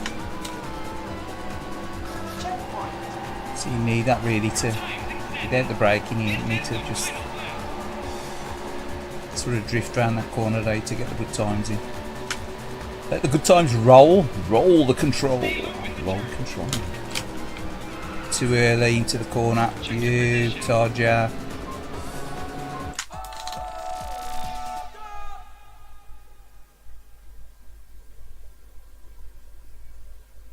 Yeah, okay it is. Sega AV. You gotta roll with it, definitely. Yeah, you gotta roll with it.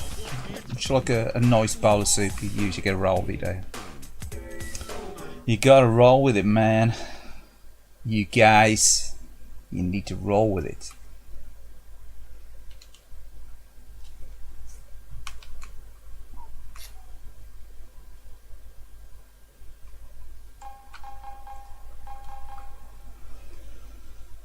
We'll retry that actually. Let's see if we can get a slightly better result. Roll with it on the rolling start. 3, 2, 1, go! Probably get an even worse result now.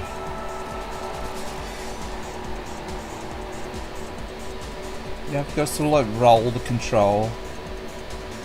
The analog stick got to sort of like push up and roll the control rather than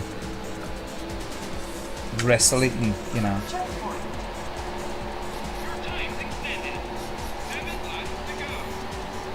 It's very much like Daytona on the edge. You're on the edge. Controlling it on the edge, you're on.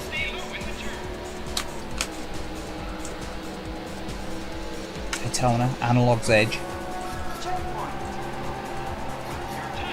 What I do find annoying in this game is, you know, he's got the lap time flashing up right in your face, right up there. You don't really need to be there. I wish you could move that.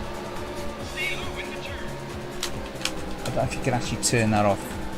Okay, you watch the lap time splat straight over the top of the car, right in the front of your view if the car's coming towards you. You don't really need that. You don't need that flash in your face. Not when you're on a bloody 42-inch TV screen. It says flashing away. It's just blocking my view. Go away.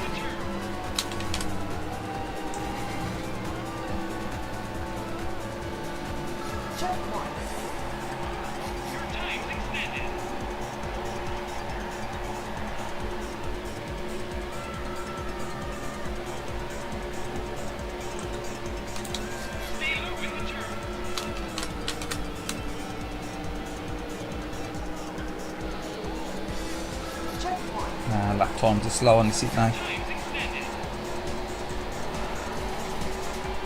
It's moving under braking. Moving under braking, he was.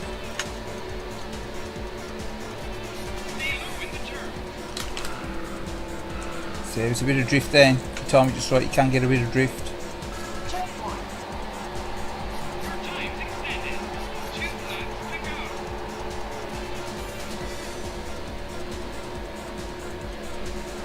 played the hell out of this when I had this game.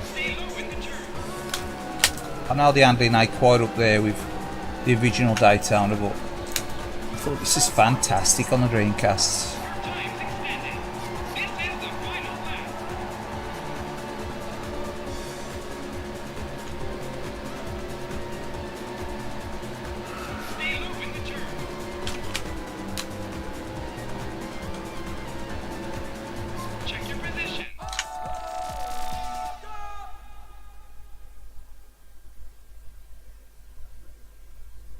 You place.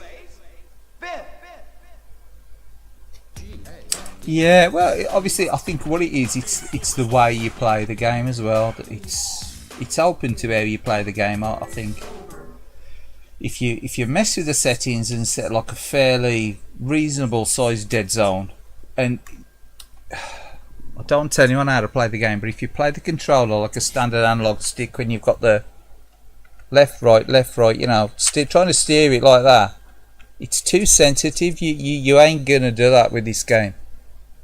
The only way to play this game is to press up or down and roll it against the controller lip to get your steering accurate. Otherwise, you ain't gonna play it. You'll never succeed with this game if you use this controller like you would a PlayStation controller, an Xbox controller. You're just gonna fail.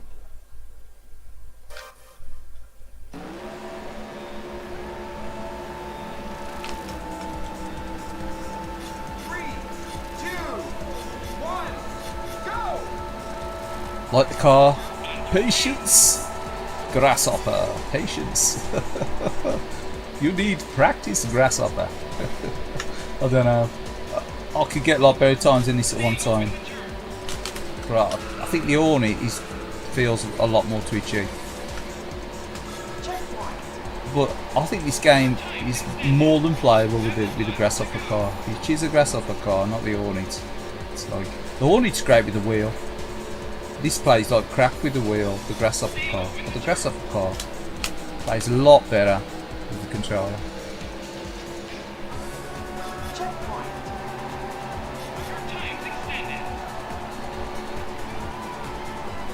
This is too sticky. The handling's too sticky with the wheel. It just feels odd.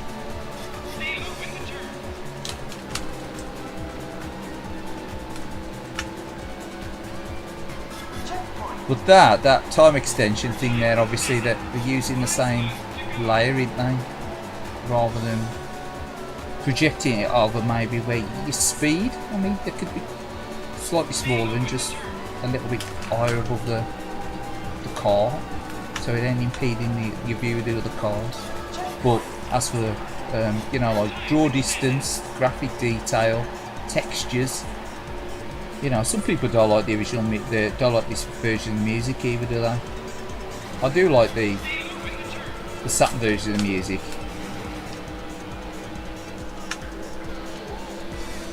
But I don't mind it, It's his own thing, isn't it, this game? It's his own thing. I think it is arguably the best looking version of Daytona was released on a console.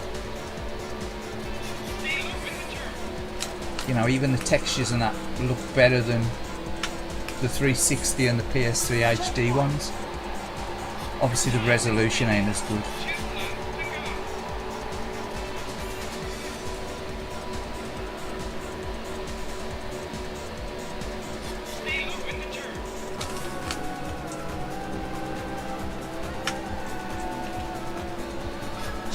But yeah, like a lot of things, you can pick fault with anything, can't you?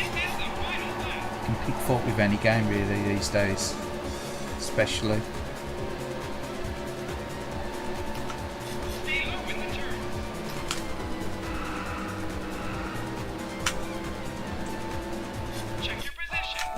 Again, fifth.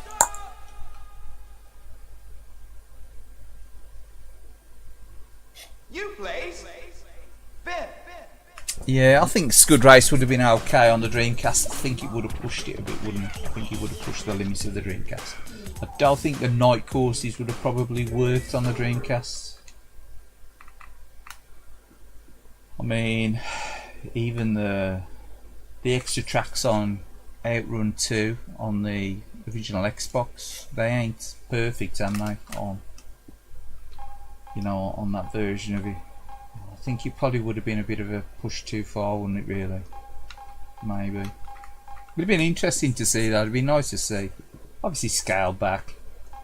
To not have tried, it seems a bit of a fail, doesn't it? I mean, on the 360 and the PlayStation 3, there was no excuse, in my opinion, for them not to release it on the online services to download. Scud Race. It's all down to licensing issues, I suppose. Come on, we'll choose another track. I should try Atari Karts.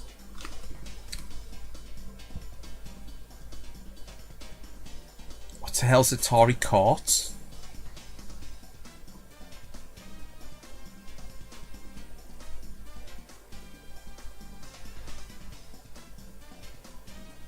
Yeah. Oh, yeah, that's the thing. See, I think it was a bit cheesy, right? The music on Daytona CCE. Get ready to race, Daytona USA. It's very cheesy rock.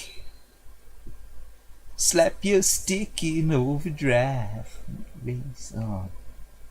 Oh, it's very cheesy, wasn't it? It was super cheese. It was super cheese. It's good poodle rock. Let's rock out the poodle rock, man. Ooh, daddy. Anyway, see, you started me off now with Daytona CCU.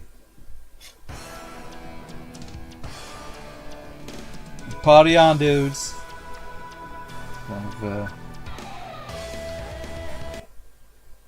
never done coming out.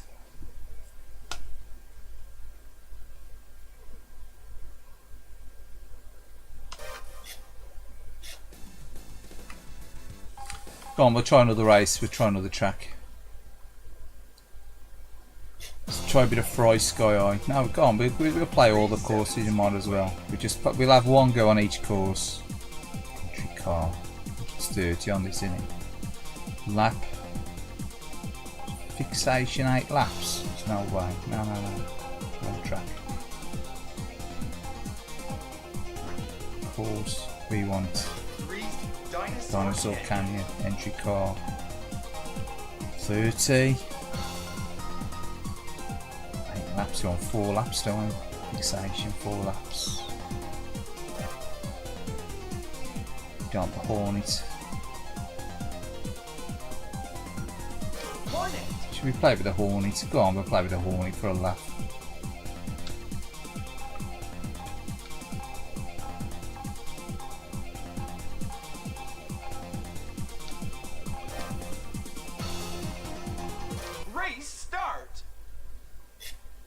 The Jaguar take on Mario Kart. Oh man, Atari Kart. It sounds great. Really? I'll have to look that up. Purely for entertainment purposes. Purely for entertainment purposes.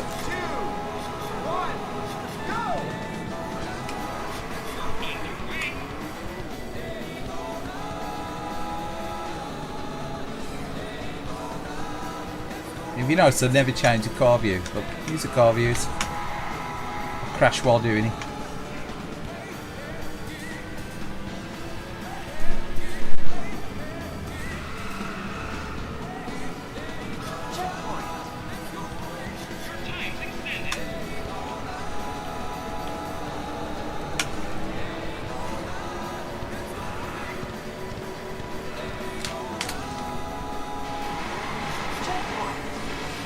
We're getting used to playing this car view now. Feels slow, doesn't it, that car view? Back to the normal one, it's better.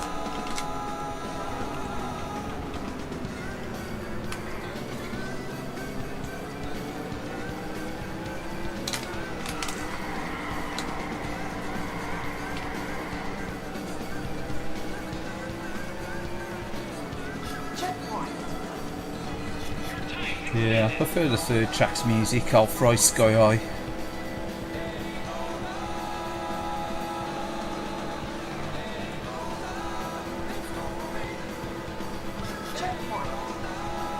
I'll Sky High frying. And your halfway sky high. Oh no! You dodger. See, after playing with the grasshopper car, this steering is like really slippy, but more precise maybe. Definitely less grippy. Definitely less grippy. Stay high in the turns, not enough brake. Dash.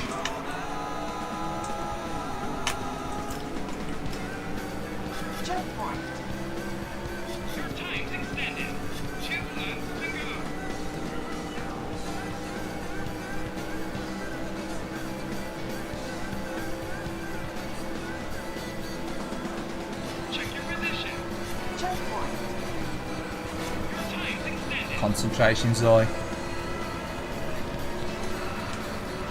Shadows in the tunnel as well, and lighting effects. Oh man, he smashed it up. He smashed it up on the exit to the tunnel.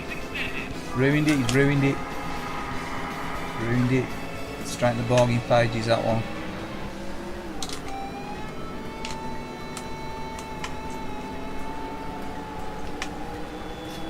Straight into we buy any car.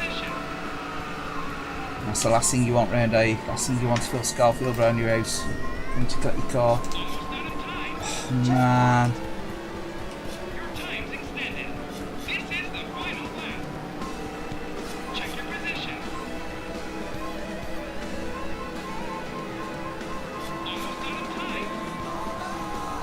It's gonna roll over? No. Nah. So close to being fun. I bet it is. I bet that's amazing, 8 Jaguar cars.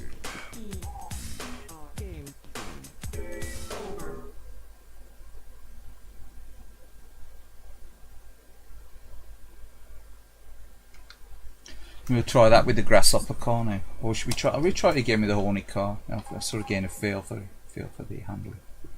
We try it again. A serious one without trying to change the car viewpoints. The wheel spin there, great to start.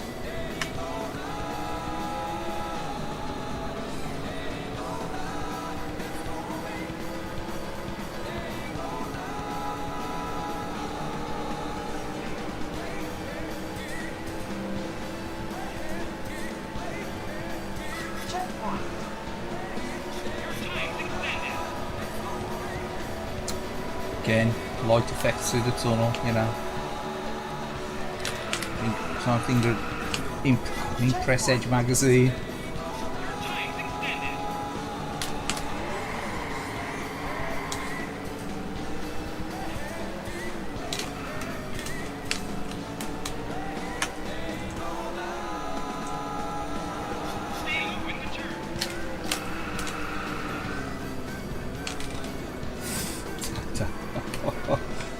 You need some practice.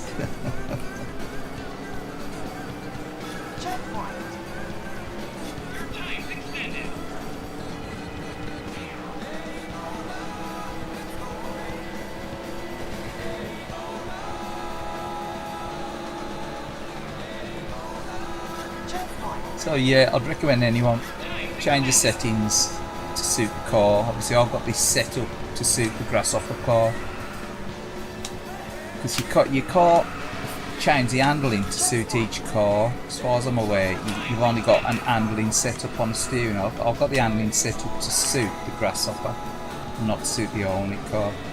I'm going to play this with the Hornet, with the grasshopper car next, sorry, not the Hornet.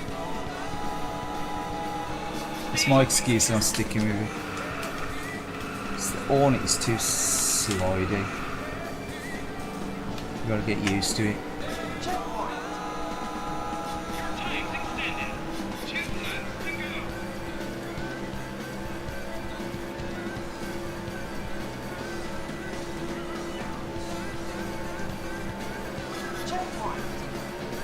This is your pit crew. You're driving like an animal.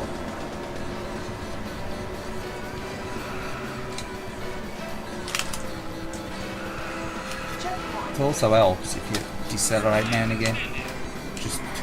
Just not then.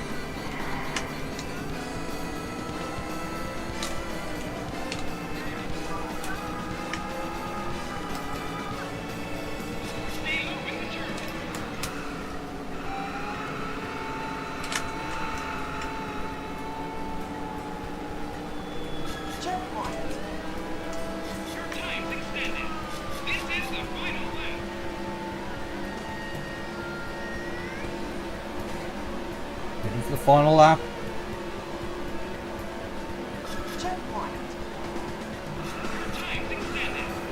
Time's extended as well. And time extension. Concentration's high. Try not to screw it up on these last few corners. It says just about holding it on the track. Oh.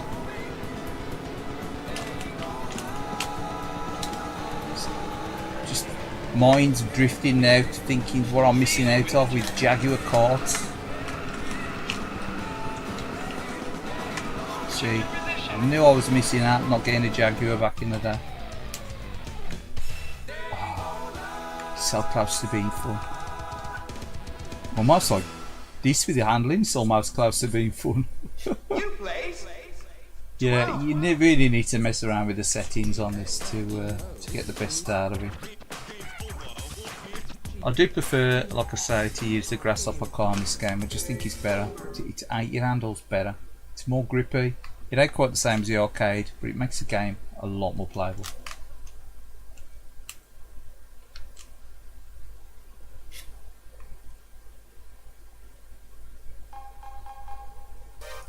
Yeah, we'll choose it now. Choose a grasshopper car and play the track again.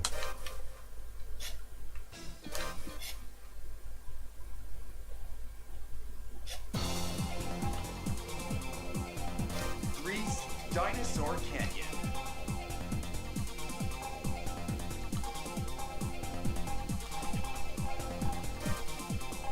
Hornet Grasshopper.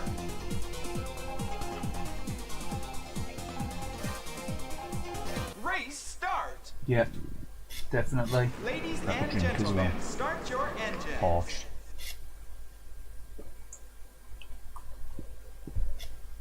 There's still time. Not to pick a Jaguar. I think I'd probably just rather pick up the Atari collection, to be fair. That's the way to do it.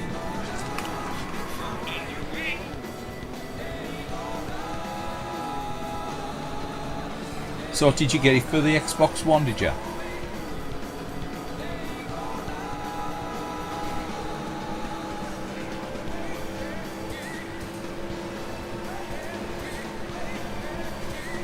Hence the achievements. I suppose at least with the physical, it's something part of the collection in it as well. Obviously you've got a physical copy of that. Whether you want to, you know, put it on the shelf or, so I mean, the handling is much better. You can slide, but you tend an uncontrollable slide. They did sort of mess up the handling of the Hornet car. They have messed it up. They did mess it up. If you use a grasshopper car, it makes the game a lot more playable.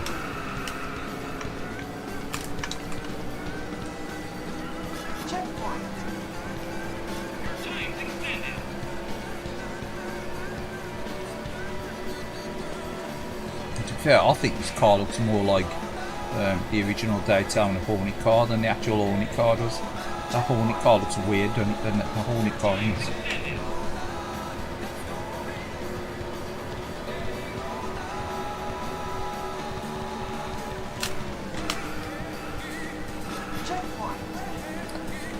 I think a lot of companies at one time as well, Sega included, when it came to arcade conversions, that they deliberately changed features that sort of lowered the ARM version,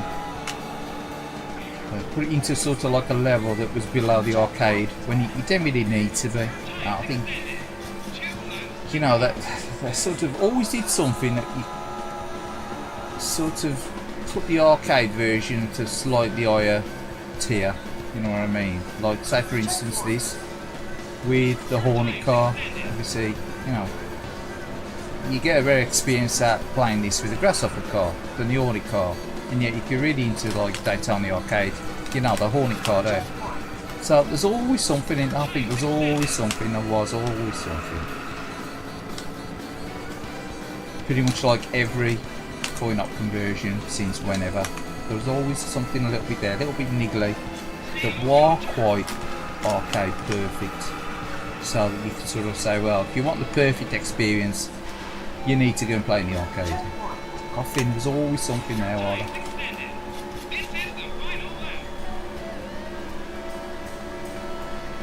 And the only time that you never really got that, and even then it was a little bit compromised, was like the Neo Geo and the AES. The difficulty levels on some of them games, plus the fact that you had limited continues or limited credits.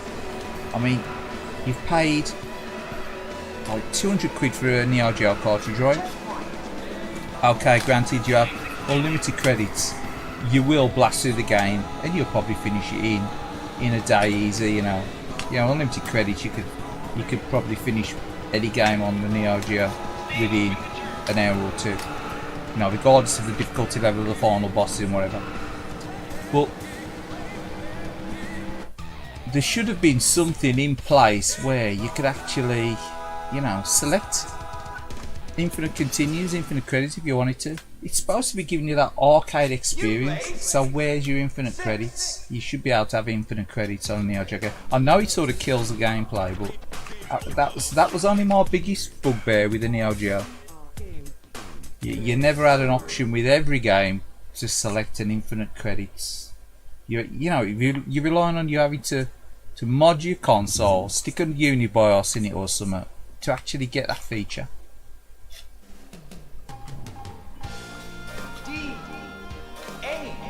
I mean, don't be wrong, I love the Neo Geo, but for certain things on it, like the difficulty level on some of the games and the lack of credits on some of the games, they're really punishing. I know I say, oh well, get good, but there's some Neo Geo games, you reach the final boss, you know, you need to get more than good, you need to get lucky.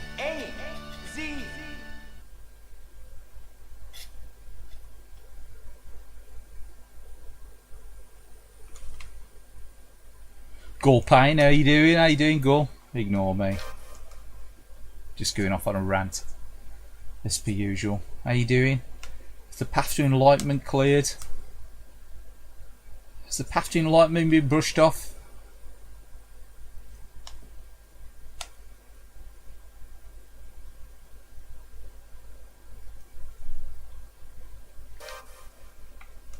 What's Confucius say? Did he say roll on the weekend? It's time to party. Well, I said I don't think he'd sound like that, would he? He'd say, it's time to party. Or something like that.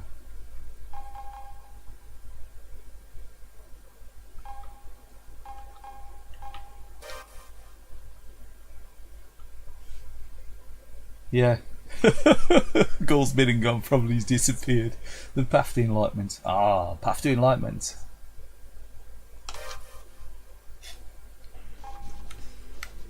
Yeah, he's gone.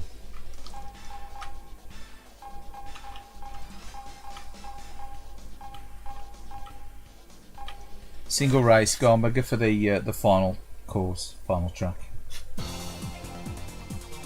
Sorry, Gull. Sorry, Gull, if I missed you.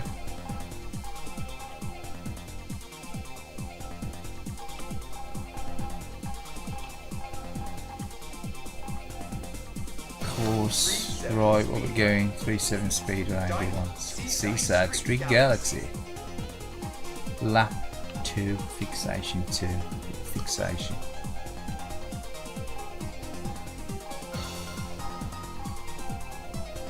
Yeah, I think that's it. Car again. Grasshopper, what's making change of colour?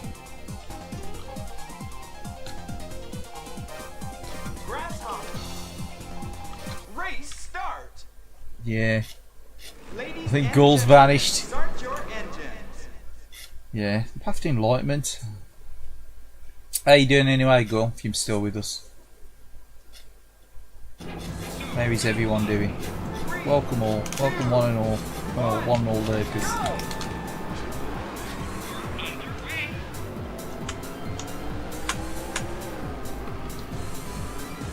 This is in car view, look. Let me quick come back out of that because it's really hard to play in that view. Just do a bit of frying. Just do a bit of frying. You can't beat it as well, can you? A bit of frying. You've got to be fry. You've got to be sky high when you do a bit of frying. Oh man, yeah. So it tastes better, doesn't it? Fry up when you sky high. You know, as in like, you know, on the wing of a microlight doing the frying. You know, what else would you be high frying? Why else would you be high frying?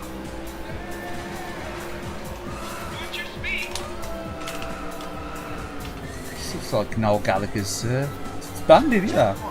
It's like, as pronounced by Chinese TV. High frying birds. Sorry. Forgive me for being slightly racist.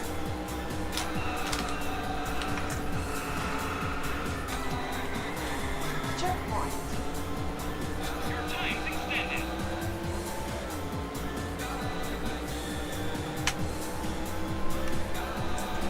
Yeah. Stay low in the turn. Stay low in the turns. Gotta stay high in the turns, man. Checkpoint. Get cracked by pace. Extended.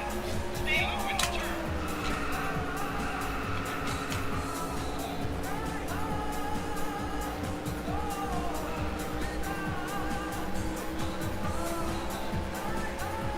Stay low in the turn.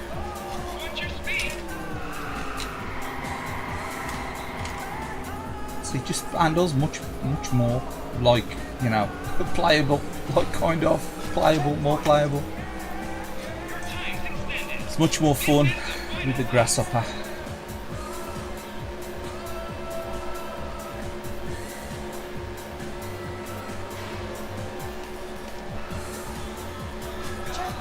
Like Confucius says, have to enlightenment grasshopper. Oh, yep.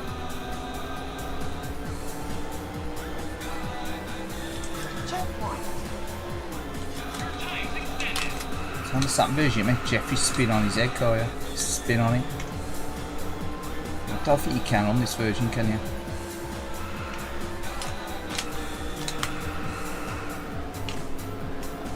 Checkpoint. Your time's extended.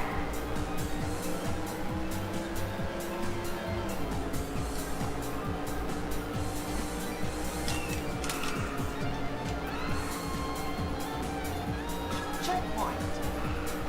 Your time's extended. Dodgy steering there.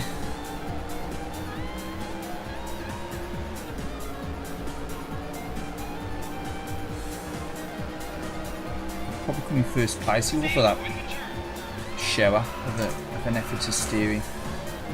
Just a bit of time there as well. Checkpoint. Your time's extended. Stay low in the turn.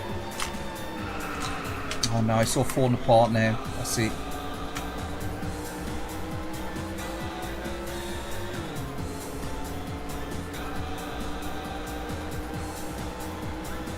Stay low in the turn. Watch your speed.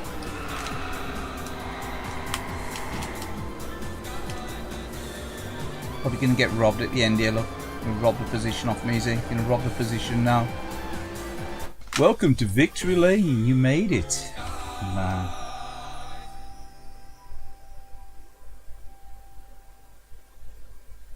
You place third. No. No Victory Lane. No Victory Lane.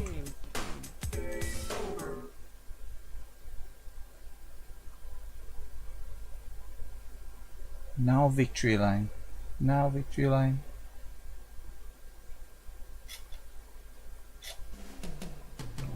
First.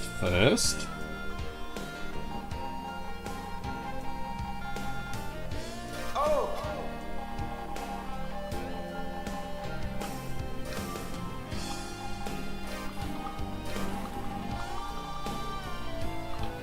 R. O. R.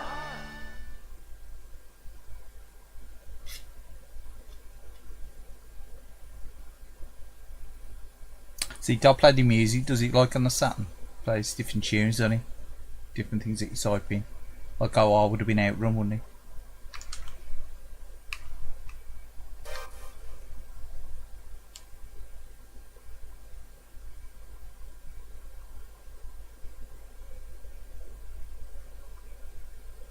Or like a southwestern accent. War. Anyway, let's put something else on. Bear with us.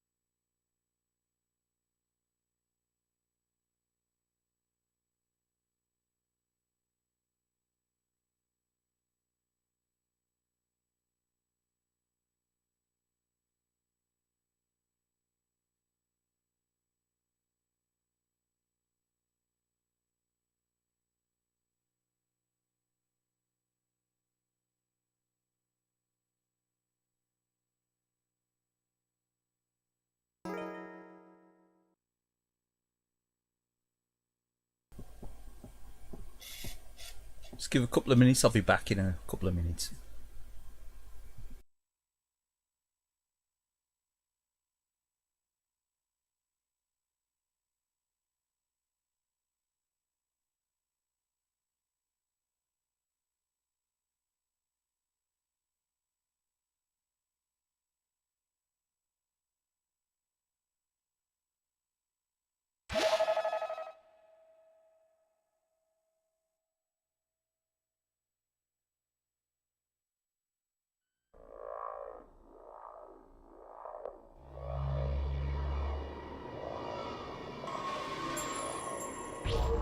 Capcom.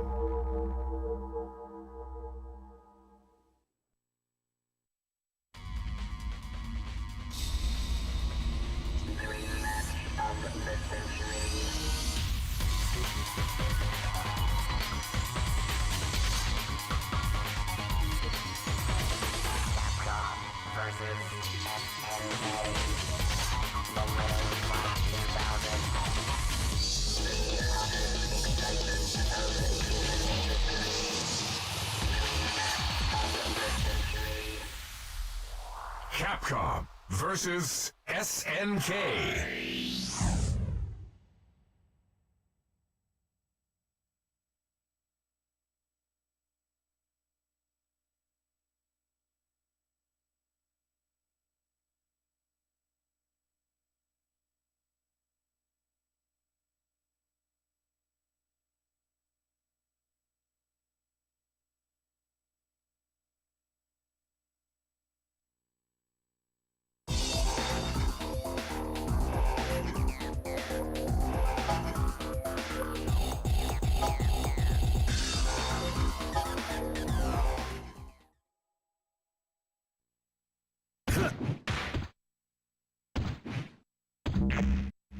You are fired.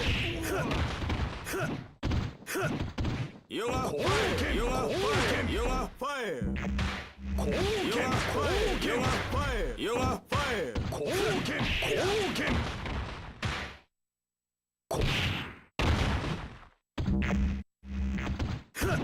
You are blast. You are fired.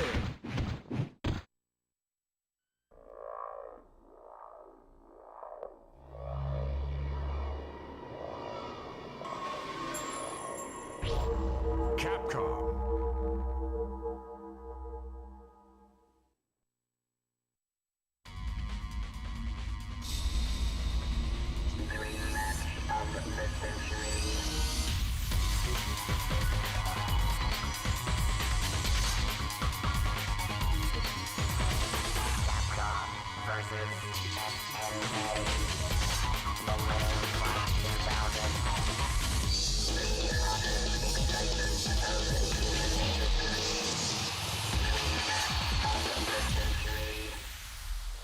Capcom versus SNK.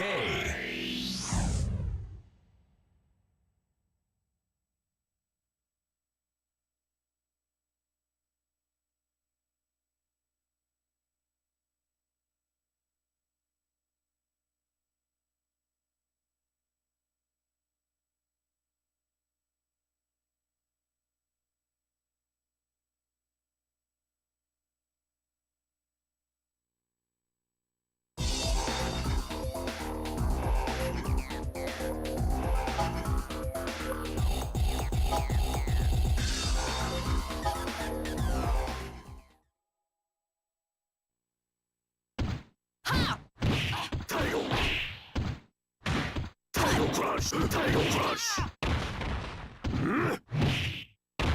Title Crush! Title Crush! Below strike! Title!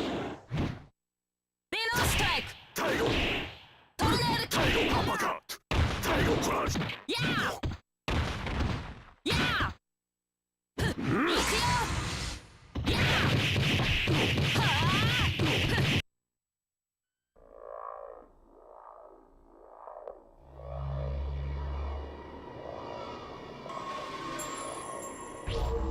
Capcom.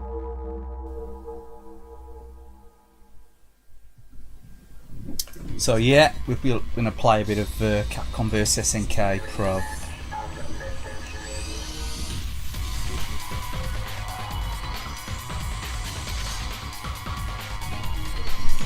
This is obviously like a tweaked version.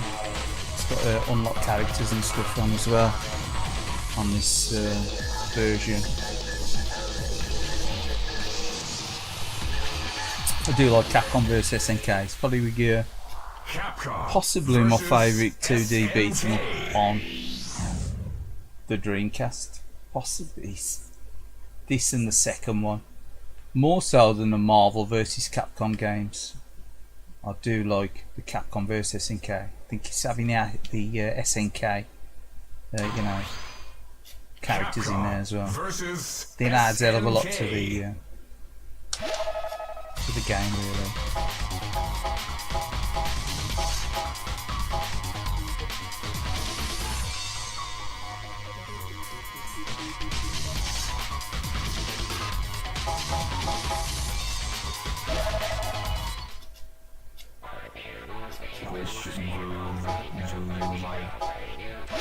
Brilliant music as well in this game.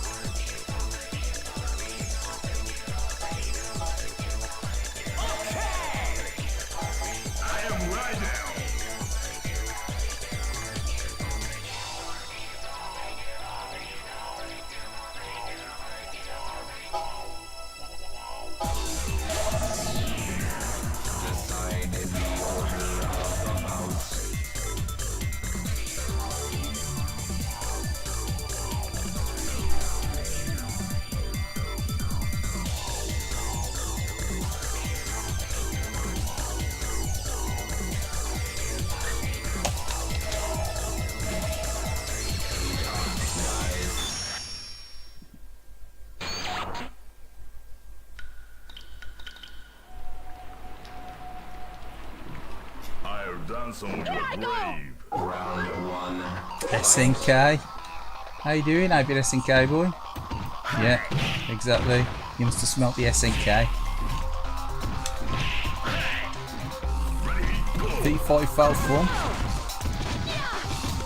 Sea Brews win. Sea Brews win.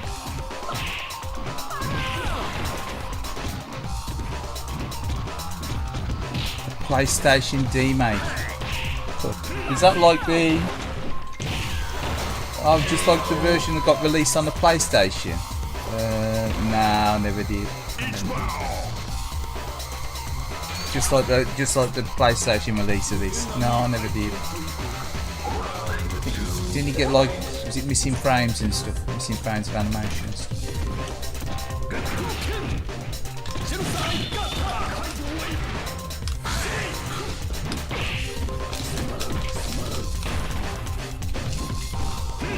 Like raining, I was like, see your prayers with. He's very good here though, is he?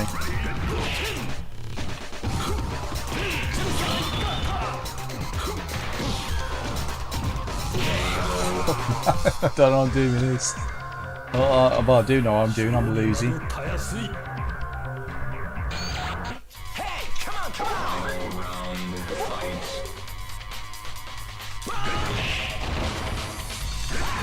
There's Hyden in the background.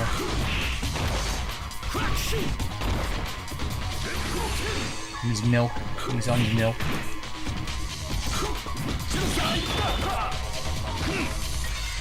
Bar Capcom.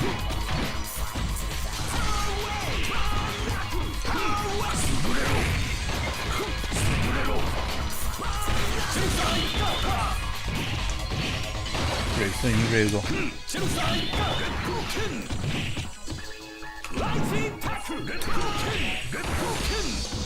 Timing.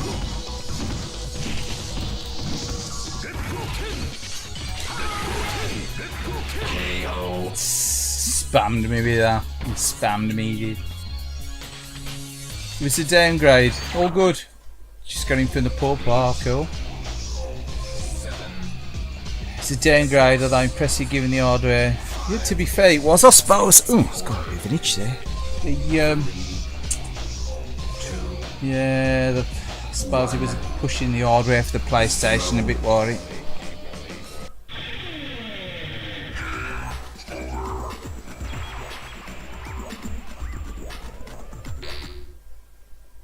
You know, not that this is really that graphically impressive, it just plays nice.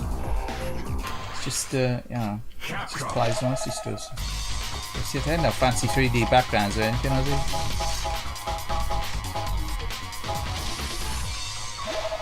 I like the music as well.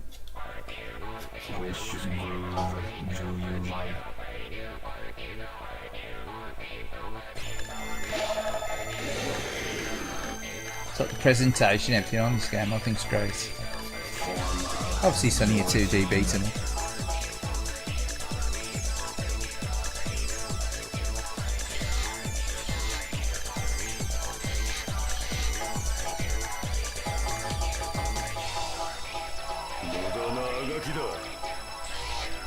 And see, you've got Joe. It's unlocked on this.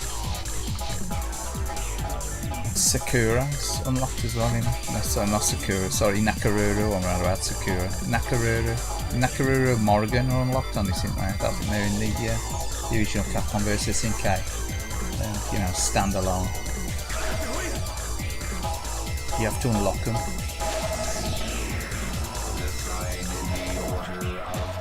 You still prefer this to the second one? Yeah, the second one's pretty good. I do like the second one. But I think I prefer this one. The music's loud though, innit? Jesus, music's loud.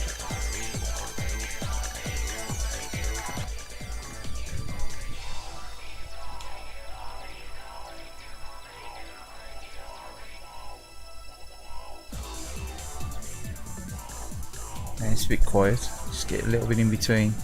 Sweet spot. Let's try that.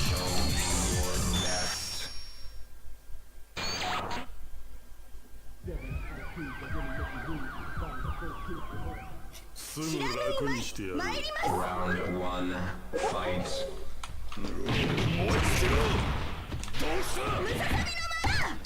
I think some people sort of find the resolution change between the backgrounds and the sprites a bit jarring on this. I think similar sort of thing when you look at some of the Atomies Wave stuff in it. Sometimes the resolution of the sprites might be a little bit off to the backgrounds.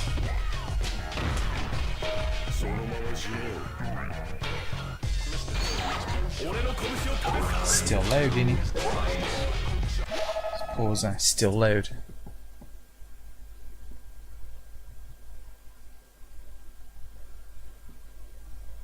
Let's try that.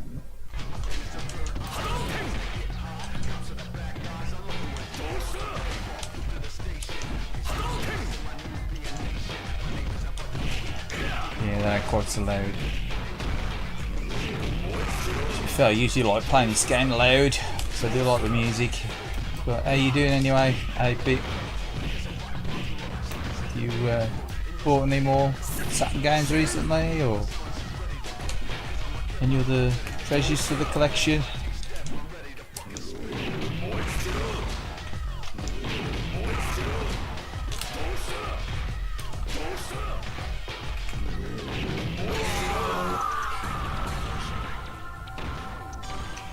No, and so no, I never played the PlayStation version of this. I think I'd just stick with the Dreamcast. Obviously, because it's based on a coin-op innit, and it's like similar coin-op hardware. And so.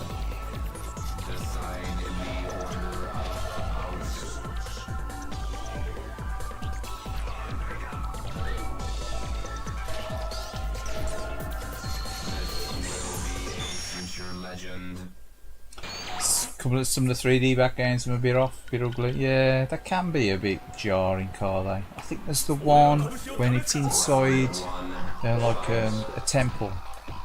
That one looks a bit messy, doesn't it? That looks a bit messy, the one in the temple, and it's like rotating around it. I think that one can look a bit messy. What do you mean? Ugly might be a strong word, but they do look a bit messy sometimes. Obviously that they needed to sort of push the 3D, I suppose, that it was, you know, it's on Naomi and it needs it, you know, needs a bit of 3D to sell it. Look impressive in the arcades.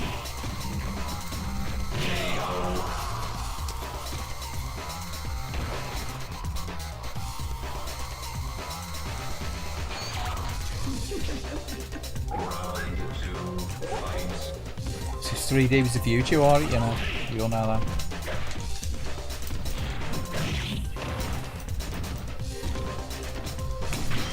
Yeah, 2D's the old stuff, innit? You know, we don't want to be playing the 2D stuff now. We want to be playing that 2D stuff.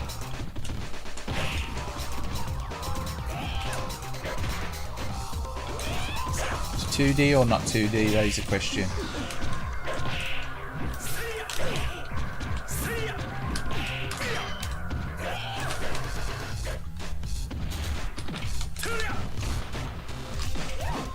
Oh, sneaky.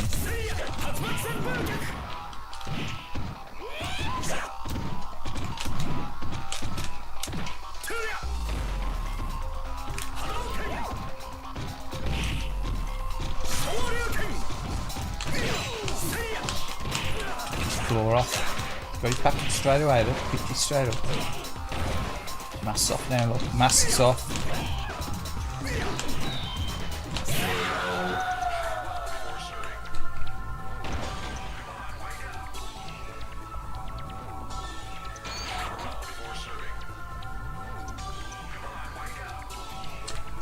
But yeah, just playing a bit of Dreamcast this evening again. Sorry, I were live last night. I was watching a bit of Wimbledon and then I just couldn't be bothered after. I got too comfortable in front of the TV. Sorry.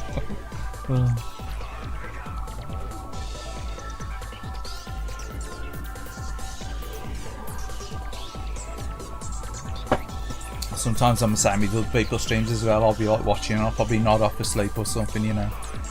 It happens, doesn't it? I think I was watching Retro Tune of the weekend on Sunday and I think I popped to get something to eat.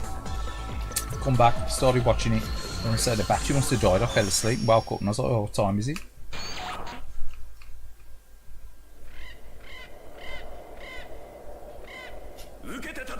Target confirmed.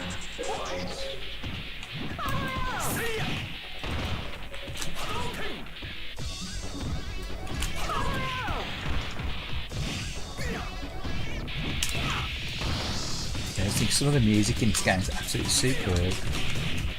I remember borrowing this off a friend, got a burned copy of it. And, it's heavily compressed music. But it still sounded good and I was like, I'm going to have to buy a copy of that. I'm going to have to buy, you know, an original.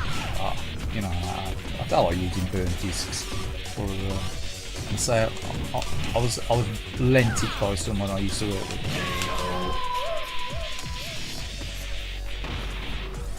But it did sell me on the game. I was like, because everyone was into all the 3D while there, and I did a lot of 2D stuff. But I was like, no, did I really want to pay full price for it? But it sold me on it, and I ended up picking this up. I think it was about 30 quid used, something like that, back in the day. As soon as I saw it used, I was like, I'm gonna buy that. I'm gonna get that.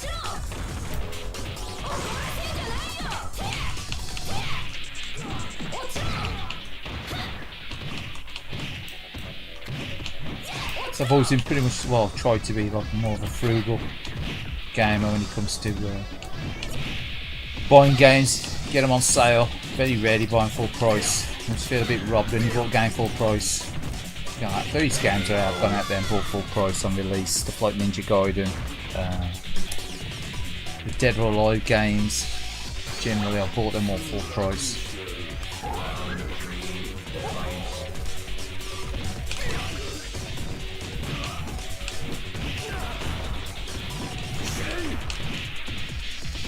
Well, up until Dead or Alive 5, pretty much bought them all full price.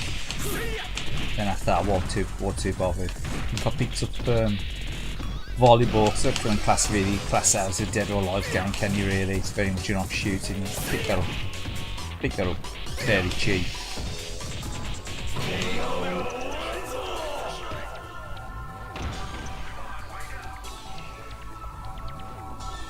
Bought some more Sega Saturn translations.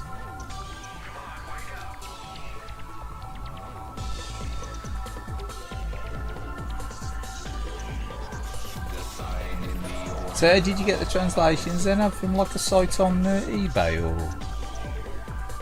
was it for like a seller, like a store? So are there fan translations that have been put onto disc then, are they? You do just run it through the Saturn Kai.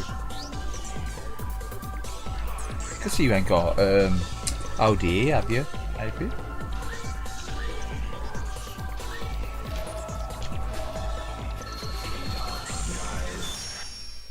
8 discs, 8 discs.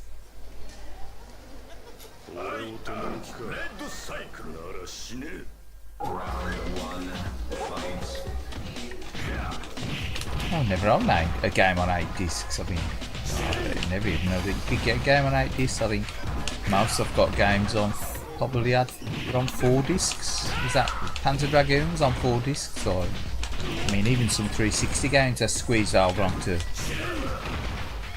3 discs, didn't they? Was it Lost Odyssey? Was that on 3 discs or something?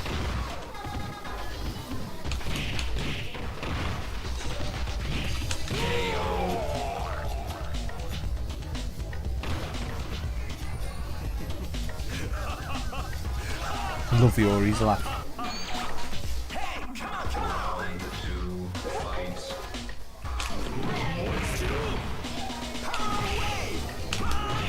Ah!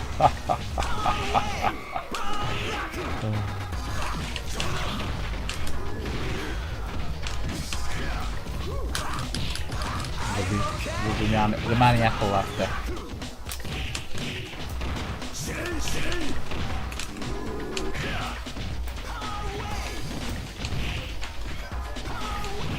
Yeah, there with the pink jumper.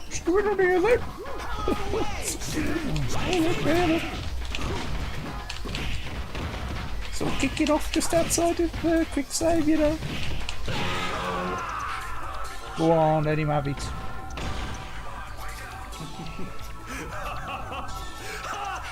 Satiator. Beautiful looking with printed labels, high quality packaging. We all use crack security, so they auto boot. Them Saturn backups.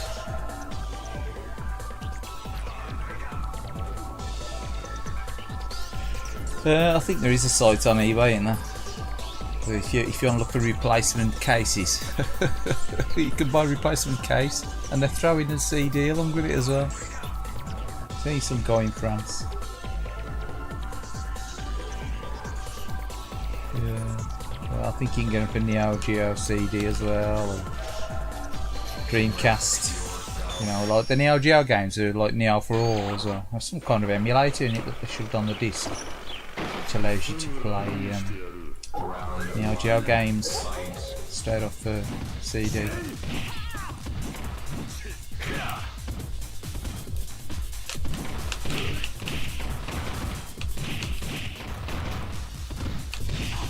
I don't know how well they run. It'd be interesting to find out. I was tempted to just buy one just to see what something ran like, you know what I mean, like Sengoku 2. Tell me Sengoku 2 running on a Neo Geo emulator on your Dreamcast.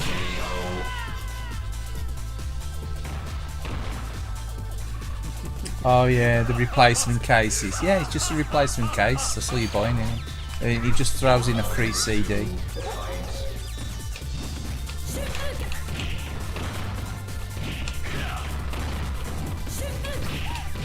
Obviously, because you ain't buying the CD, you ain't buying that CD and whatever's on it. You ain't buying it, I mean, you're just interested in that replacement case and you know. Guy in France. In all fairness, I mean, I ain't knocking anyone that wants to do that, you know.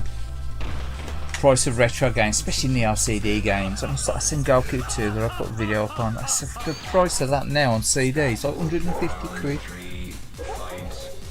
Well, you don't me wrong, I think I paid about 60 or 70 quid for it. 10 years, not quite 10 years ago, about 8 years ago, whenever it was. So it's like doubled in value, and I thought it was expensive back then. I remember paying 100 quid for Polestar on Neo CD. 89, 99 or 95 quid or whatever it was. Near enough £200 to be uncomfortable. I sold it for what I paid for it. Sold it a while back when I got the MBS. I thought there was some point in having the Neo CD version when you can play it on MBS. On the multi-card. And just like some of the CD games. You can understand people going down that route. Obviously, if you want to download them, you can download them, copy off certain sites and things, and print your own label or whatever in your own packaging. But I can quite understand if anyone wants to, wants to go down that route. The price of retro gaming today, the price of gaming in general. I don't hold with reproduce anything that's, available to buy through legal means, and it's still being produced. But you can understand folk doing what they do. Yeah, they're replacing cases. Yeah, they've been on eBay for a while now. I'm just selling. Obviously, if you want a copy of Metal Slug on a Neo CD, what you're gonna do? You're gonna buy the legitimate version that's probably got a few scratches, with beat up. Obviously, probably with the full manual. I would be hoping if you're paying like 200 quid or whatever it is for the disc, or 250 quid. Or am I going to spend like 12 quid on the Neo CD one?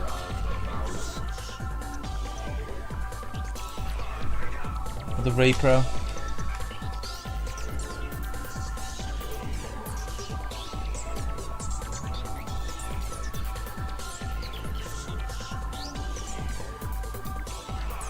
Exactly, it's like, if you ain't bothered about them being like reproduction, and you ain't planning on selling them being reproduction, and you just want a copy of them on your shelf, and the games are actually out of print, I can understand why people want to do it. I ain't got any. I ain't got the only repros I've got on the multi-carts.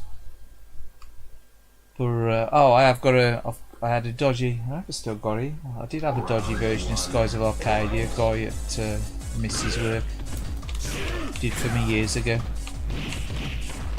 I think I've got it anyway.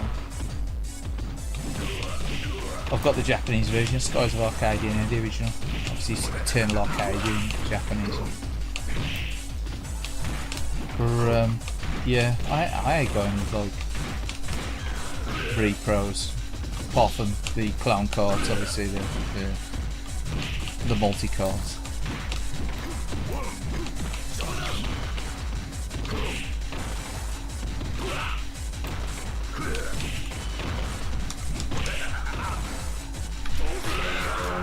You didn't teach him to laugh. These how you laugh.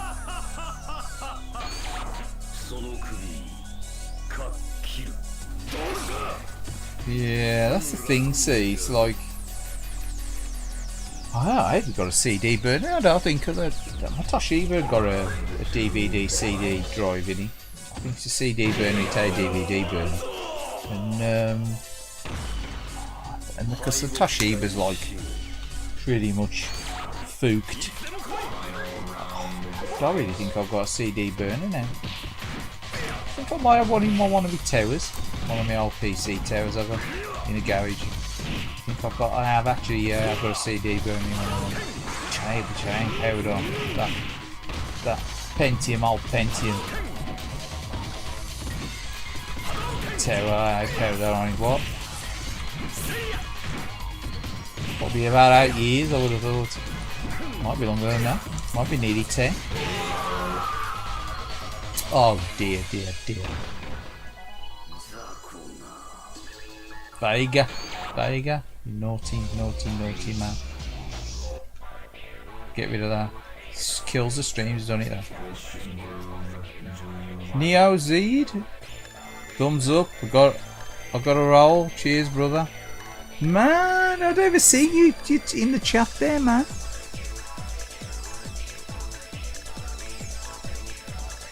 No worries, man. Neo Zed. See, I do apologise. I'm being a bit ignorant tonight, not looking too much at the chat.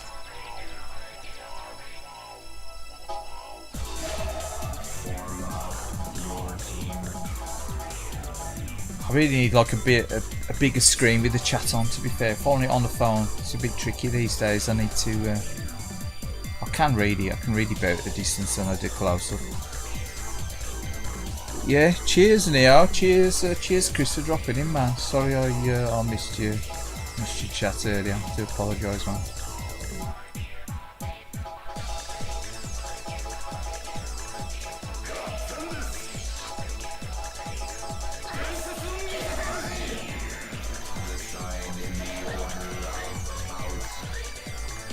Strange combination of characters in it, this lot.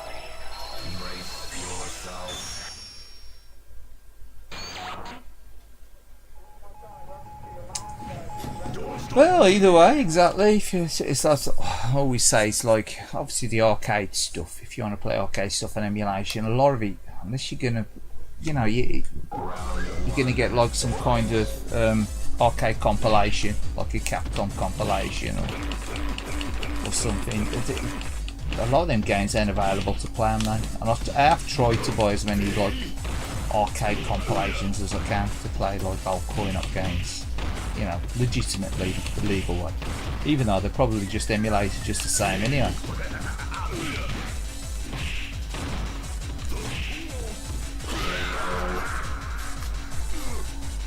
So I have tried to do that over the years, like buy Capcom collections and Telltale collections and whatever, and even the Atari collections, like the Midway collections, I have bought them.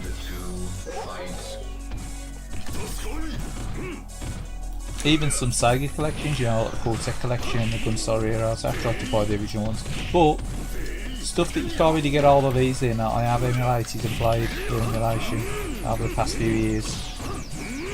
Thought, well, if you can't bring them out within 30 years of them being released, some of these old games, you've missed your opportunity.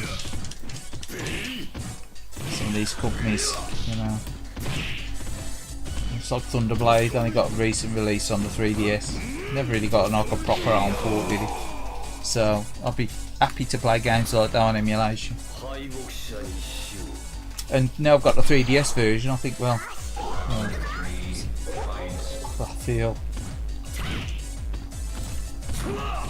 that I could play it on emulation, and it's, you know, I've sort of paid my license for that game even though it's a 3DS version. Yeah.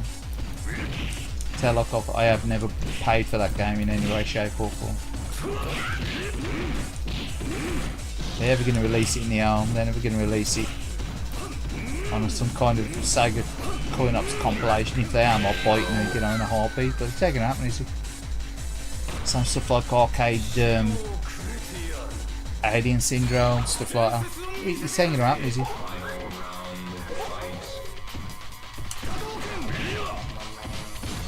Okay, they release it on the bloody Astro Mini, but they are the same, is it? It's pretty much like a mini console. I don't know.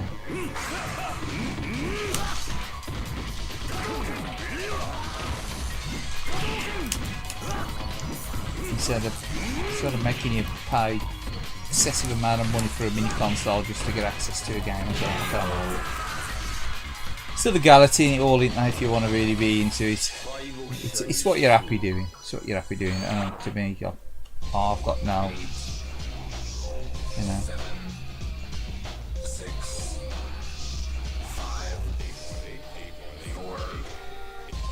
I've got no furore against it these days, to be fair. Not the way the industry is. Quite actively for remakes all the time.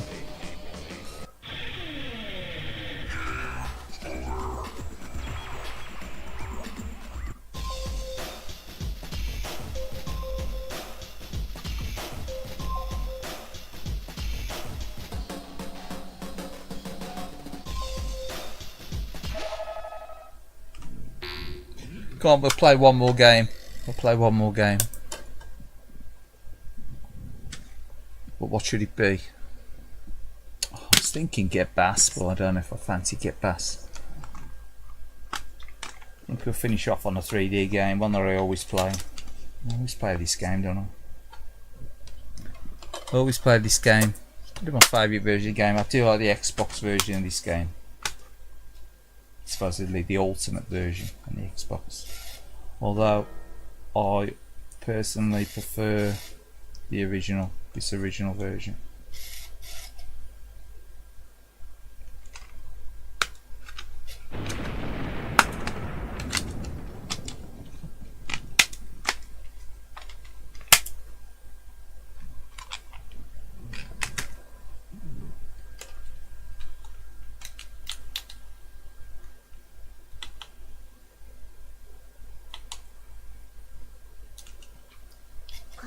It's obviously Dead or Alive 2. Any Dreamcast games you're after, KG? Not really, no. Nah,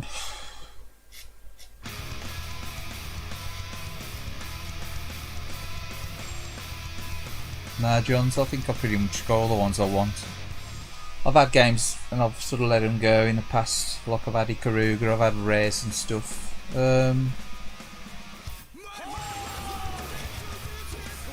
I ain't really got any regrets of anything I've sold. I've sort of, like most of my collections there, I've got the games that I really like, or I want to play still, you know what I mean?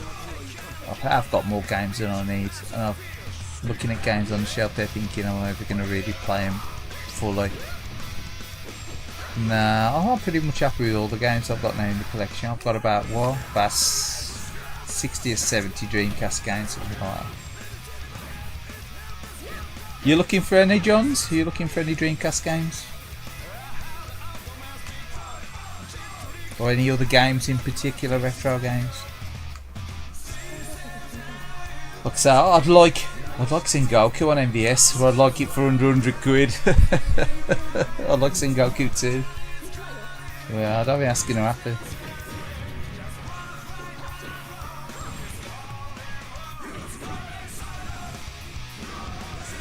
So I'm quite happy to stick with the LCD version.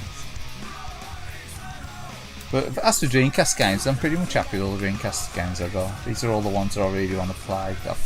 I've tried others in the past, and I'll take them or leave them. There's a couple in the collection now, I can take or leave, to be fair. But I'll keep them. I will keep them. Because my missus always says to me, you know, in the past when I've got rid of a few Dreamcast games, I've traded in or whatever, and I'll go like, I'm surprised you got rid of your Dreamcast games. And I go like, well, just ones that I've never really played. Mostly PAL stuff I got rid of.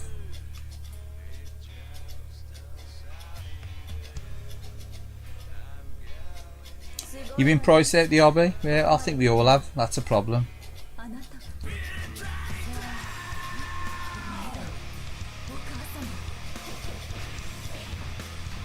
think we've all been priced out the hobby, haven't we?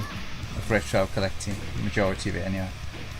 I think there must be a lot of resellers out there that like buying stuff up. Stuff that I've put on eBay, which have like PlayStation 2 games that have been like fairly pricey, like Blood Will Tell and stuff. You know, I had it for like much under 100 quid, but there ain't many people out there spending that money on them, surely. So it's got to be resellers buying this stuff up in the hope that they've got some sort of like Holy Grail collection.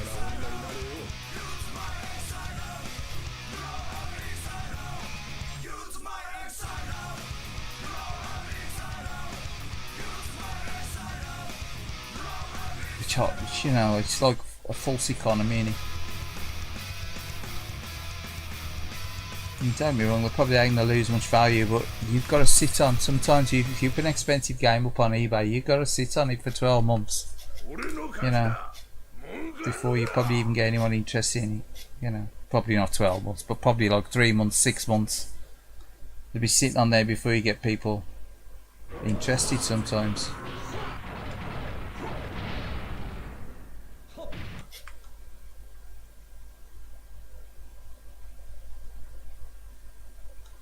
And yeah, obviously you drop it down to below the average price, you get everyone sniffing around. They're still happy with that. They want to try and, you know, buy for a song, and like, you know.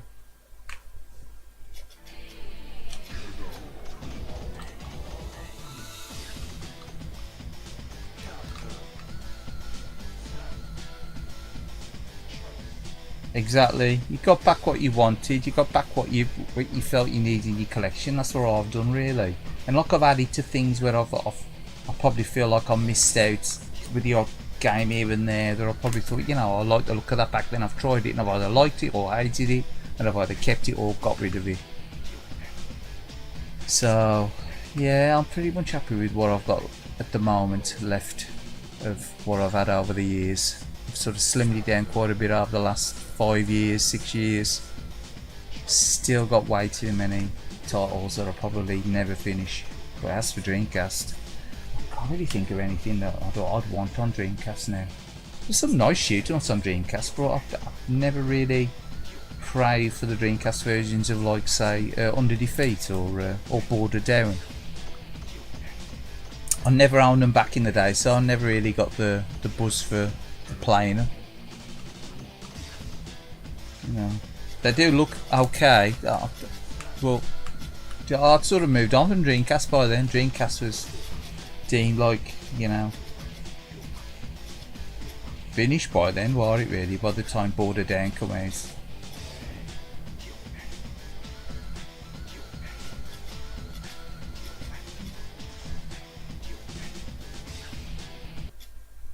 Exactly, just get back what you want in your collection, or, you know, if you do see something at a bargain price, you'll buy it, play it. If you don't like it or you don't want it, you move it on, don't you? That's what I've done over the last 10 years. I've picked stuff up at decent prices and I've just moved them on, stuff that I ain't been fussed about. I mean, I've got shelf filler, but I try not to keep the shelf filler these days. But yeah, now that's for Dreamcast. As the question stands now, I'm quite happy with what I've got on the Dreamcast. Probably one regret probably was selling Outrigger and the mouse purely for novelty reasons. And again, would I play it? Probably not.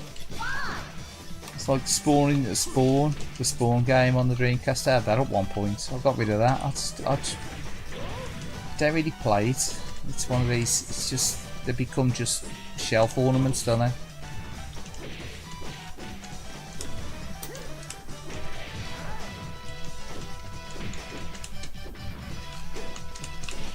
And obviously, that if you've got no nostalgia for them, it's harder to keep them, I find. Winner! だらしない男。すごいわね。ここまで来るなんて。あなたが。さーてね。お前がお母様。Get ready, one!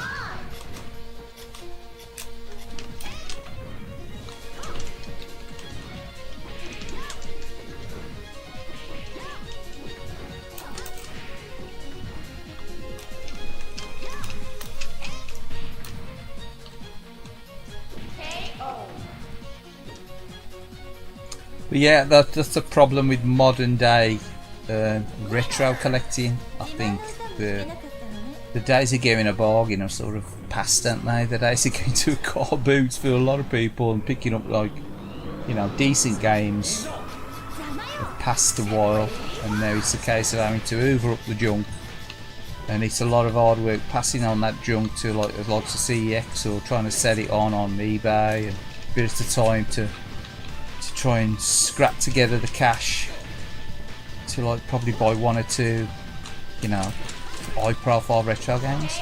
Man, he just obliterated me. You lose. 生くることままならず。どうして Game over. You don't care about the money you enjoy. You enjoy playing games. Well, that's it. It's all about the games, isn't it? See, I like having a different span of collections. Really, I'd probably be quite happy with like 30 games maximum on each system. If I could, like, try and, like, whittle down 30 on my favourite games for each system. The hardest system I'd find that to do for probably would be the 360, because I've got a lot of games on the 360. But the 360, that I'd find that difficult if I got whittle it down to 30 games. For the rest, I could whittle them down probably quite easily, including the Saturn as well. I could whittle it down to 30 games on the Saturn. I mean, PlayStation 1 now, I've probably got around about 28-30 games. Dreamcast, like I say, I've got about 70 games maybe, so I could probably halve that. That would be difficult as well. I could probably whittle it down to 40-50. Stuff like the Wii, I've probably got around about 60 or 70 Wii games. I could whittle that down to 30 easy. Cube, I think I'm just sitting under 30 games anyway. The same with the Super Famicom, I think I've got around about 18, 16 games for that. Master System, I think I've only got about 14, 15 games for that now. Not that I ever really went heavy into recollecting Master System because it's only the early titles on the Master System I've ever got some nostalgia for. The latest stuff wasn't very good, was it, to be fair? It was much a shoe-in for stuff that should have been released on the Mega Drive, and they tried to sort of prolong the life of the Master System by drawing it out with some pretty shoddy ports from the Mega Drive a lot of the time. Original Xbox, I could probably slim that down to 30. I would have thought so. Original PlayStation, like I say, I'm under 30 now. Japanese PlayStation 2 and the PlayStation 2. Probably, it's sort of cheating in it. You could have 30 Japanese and 30 PAL PlayStation 2. I could definitely slim them down to 30 of each, but I could probably slim it down to 40 from both. PSP's probably around about 30 titles, 35 titles I've got now anyway, so yeah, I could slim it down quite a lot, really. Now CD, I'm probably hovering around about 30 odd titles anyway. PC Engine, that'd be a tricky one. I've got to whittle that down to below 30. I probably could do.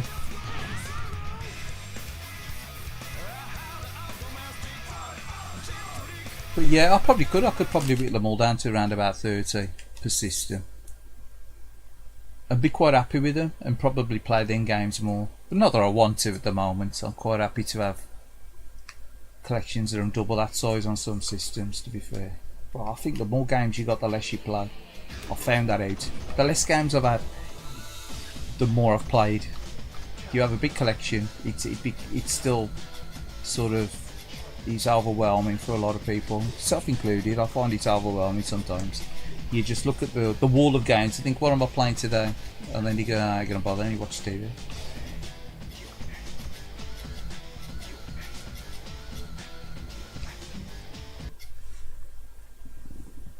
Predator Gaming HD, alright Jay, how you doing, man? Stores are very savvy about what they have. Get ready, fight! Yeah, see, I've kept the Dreamcast. It's the only console that I've kept prior to it. Everything else I've got rid of, and since I've kept every console since I bought the Dreamcast. Apart from a PAL Saturn, which I've got rid of. Oh, and an N64. I've got rid of an N64, so there's anything else. An N64 and a PAL Saturn I sold. I think there's anything else. I think that's it. Oh, Game Boy Advance SP, got rid of that. I think that's it. I think that's a lot. I think everything else I bought in the meantime, being handheld or I've kept.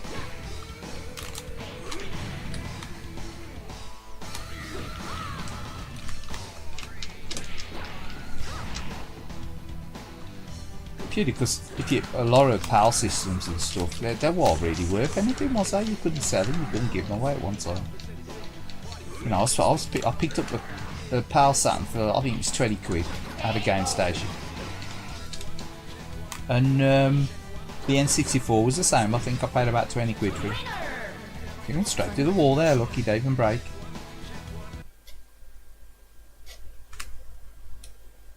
You doing good today? All cool?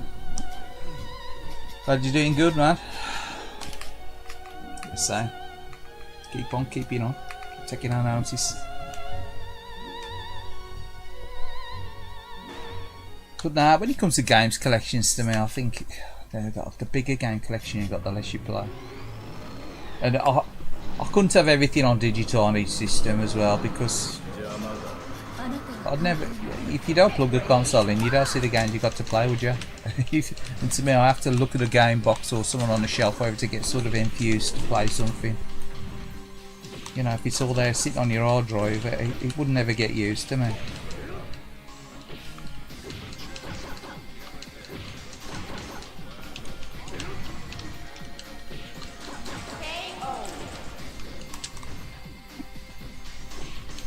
I ain't much for digital collections, but you know that by now I'm more of a physical collector.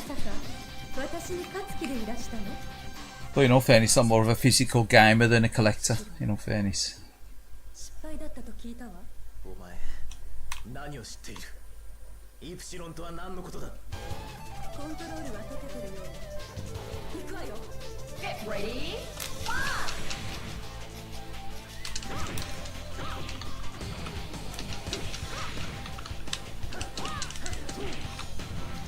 So I think this game, Soul Calibur, is sort of like the creme de la creme, aren't they? And obviously Shenmue's pretty cool as well on Dreamcast. So these two games are really, really superb Dreamcast games.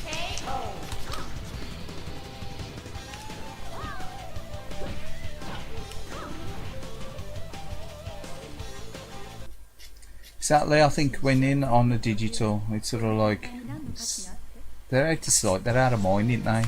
That's one good thing about having a game collection. As long as you ain't overwhelming, he's like, you know, you look at the box or whatever, or on the shelf, or sometimes like they're more lined up. Like I've got them all lined up over there. You're only looking at the spine, so you're only looking at the name or whatever. Bit of art on the side of the spine. Sort of don't really sort of get you in the mood to play them, but if they were there at all, you wouldn't even be thinking about them.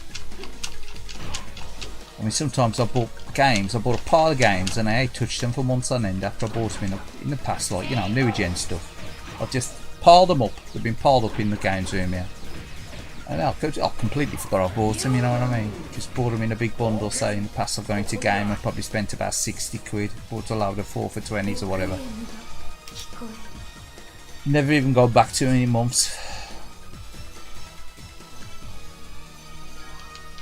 Game over.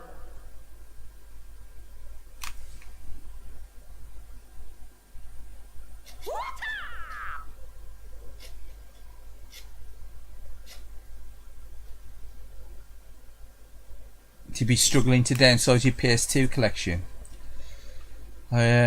See, that's the thing. See, you probably always got your favourite collection. You're only going to get more. You're going to keep more of it, yeah. To me, like SNK, it's probably going to be a Saturn collection. To me, it's probably going to be toss up between probably the Xbox 360, purely because of the size of the number of games I got, and the PC Engine maybe.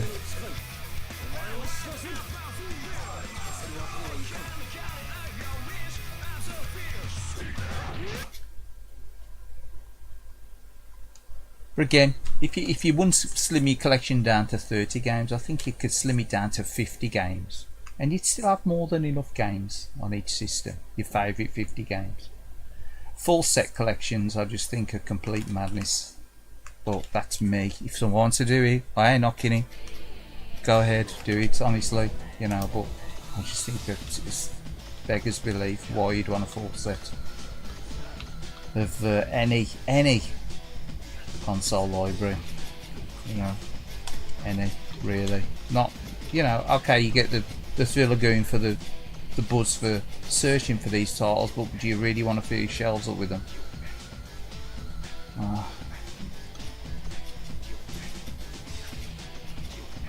Not for me.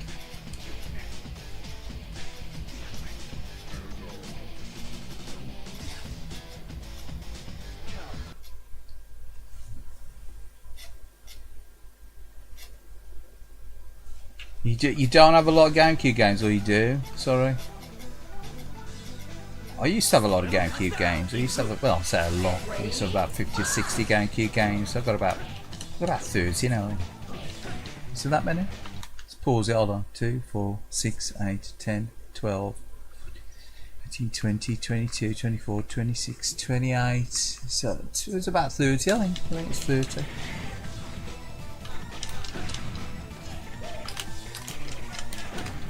Yeah, go through there.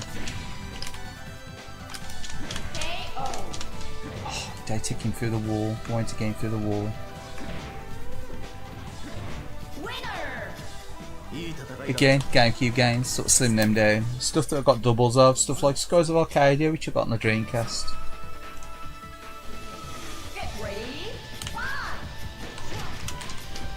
stuff that I don't really like play so often either. Stuff like is it Star Fox Assault, stuff like that.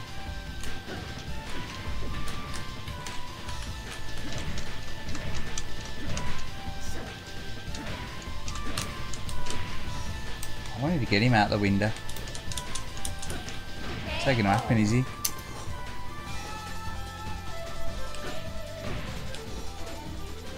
Winner!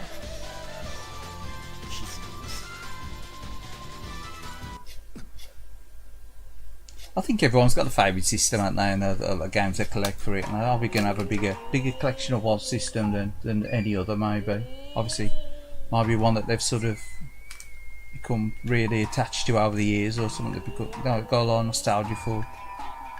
It's just obviously there may be a trigger for someone like always collecting a certain system. Maybe it's like a time in their life when they were like really collecting games and really into games. It's like for me, probably it's like the Mega Drive.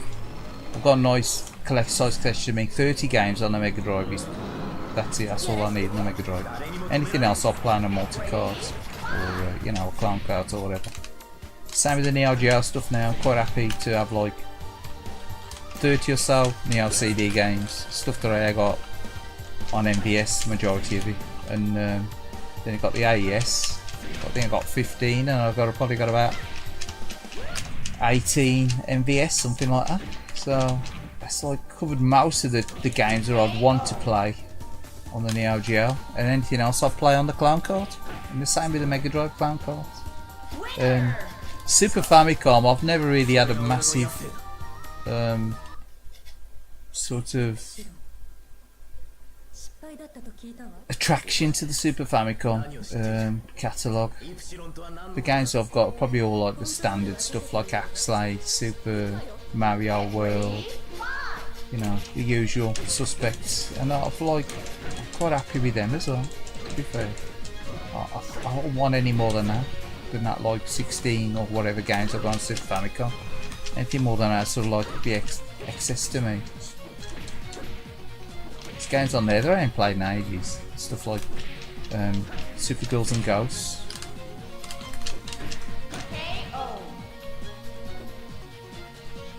Again, it's all relative as well, ain't it? What's a good game to someone else? Probably you might like, they might think it's a pile of crap. It's like, I like Qbert 3. I'm sure those people out there go, man, Qbert 3 on the Super Famicom or Super Nintendo sucks ass. Well, I quite like it, you know. It's all horses for courses, and Get ready, fight!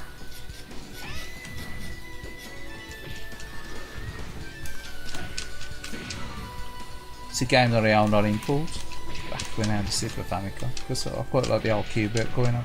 It's maddeningly annoying. Man, it's just wiped me out, annihilated me. It's trying to grab, just won't let me grab. So you got 16 GameCube games. See, that's a sizable collection, isn't it? If you've got like, if you're heading for like anywhere between 15 and 25 games on a system, that's a sizable collection, really. I mean, do you need 200 games? Do you need 200 games on one system? I mean, I've got probably around 160 games on the 360. I was picking them up for peanuts. They're still worth peanuts. Some are probably worth a bit more because of probably the backwards compatibility on the Xbox One now. Stuff like binary domains probably worth more than what I paid for it. I think I only paid probably a tenner for it or some more 5 for it. It's probably only worth that now, not fair. And some of the stuff's worth obviously less. Stuff that I've probably bought full price, like the Gears of War games, that have obviously suffered in value. 360 stuff's, you know, I don't think there's any real value in the 360 stuff. So why said it or give it away? Like a lot of PS2 stuff and that.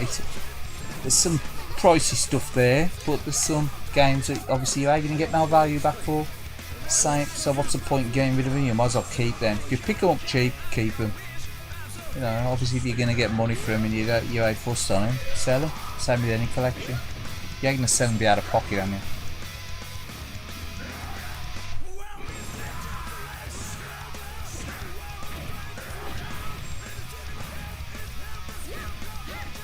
I did used to have Dalshin the Giant. I bought that on PAL.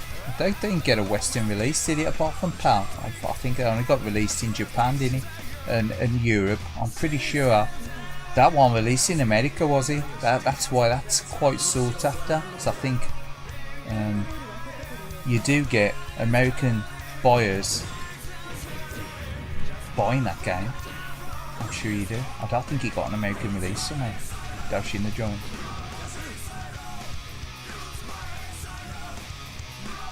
See how time playing on you in television? That idea of Miko in television? No, I used to have it in television years ago. That's something that I wouldn't want to revisit, the old 2600 or the in television. I think the memories are the best left in the past. Obviously you can play with emulation, but I want to revisit collecting them systems now. You know, 2600 and that era, you know, when all the old kart stuff, pre-Master System and PC Engine and that. And I suppose NES, people want to collect the NES stuff and that, but I've got no nostalgia for NES. I never had the NES. And any Master System games that got released later on in its life, I've got no draw to purchase them in any way, shape or form.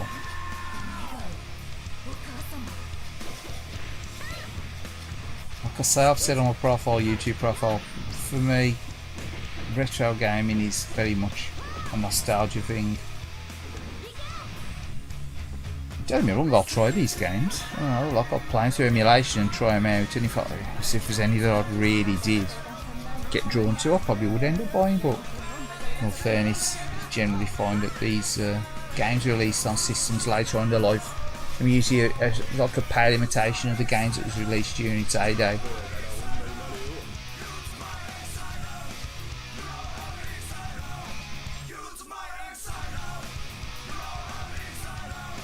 Might sell all your Nintendo system stuff. See, that's the thing. I ain't got a lot of Nintendo stuff. I've got the Wii U and I've the Wii and I've got the GameCube stuff. The smallest collection I've got is the Super Nintendo stuff. But I've got Super Contra, Area 88, Axelay, Final Fight, and I get a lot of dirt Final Fight. But I remember playing it on Super Famicom import, so I like it. Was Street Fighter 2, Super Street Fighter 2 Turbo. Sorry, Street Fighter 2 Turbo, not Super Street Fighter. I ain't got that. Super Mario Kart. I've got Q*bert, F-Zero. The Garmon games: Star Fox, Pilot Wings, Mario World, Darius. R-Type, Super R-Type, Super Girls and Ghosts. I think that's it. I've got a couple of unboxed games that I had with the system as well. What's it? Winning 11 Football or something, some like graphic horror novel, whatever it is. I think that's all. I think that's all my super. Joe and Mac. I've got Joe and Mac as well. Got Joe and Mac. It's up there. So it's facing the other way around. So with a weird gold box in. So that's pretty much me for Super Famicom. There's nothing else on Super Famicom that even sort of tempts me to buy. All the rest are pretty much there's a lot of platform jank on there, a lot of licensed platform jank. And the GameCube, there was a lot of third-party jank pushed over onto it while that were very good. So I've tried to keep mainly the first-party Nintendo stuff on the GameCube, plus stuff like the Star Wars games like Rogue Squadron and stuff, which I quite liked. For anything else, I really had that fussed. The Wii U, I've just kept the Wii U stuff. I ever got rid of any. Oh, no, I don't think I have. I've never got rid of any Wii U stuff since I bought it. Just always kept them. Pretty sure I got rid of any Wii U stuff. I like games, exactly. I like games, but like, you can have too many of them, can't you, to be fair.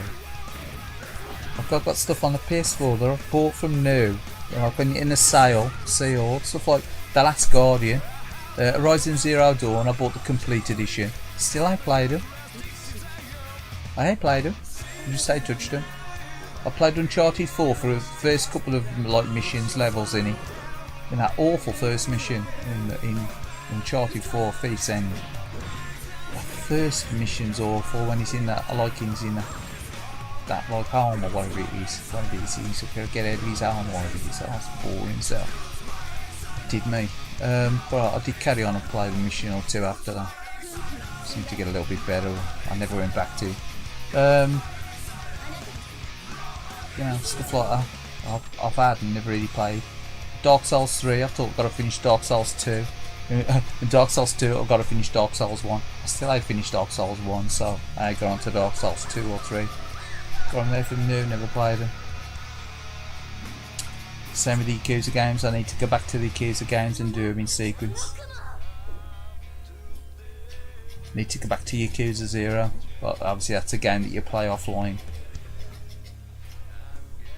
I tended to always drift back to more like arcade style games. The open world games I like Red Dead Redemption. I really like playing that a lot. I like playing the Grand Theft Auto 4. Play 5 quite a bit, then just stop playing it.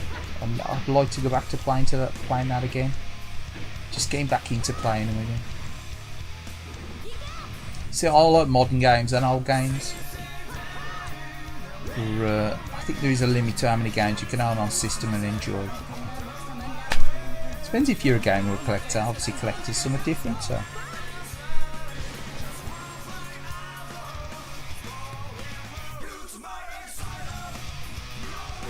Yeah, I do like the idea of the backwards compatibility. I really think, well, I wished that every PS3 was PS2 backwards compatible. That was a bit of a blow, right? And the same with the PS4, like how you play all your PS3 games on it from disc. That's the kind of thing that they did eventually sort of pull through with the Xbox, didn't they?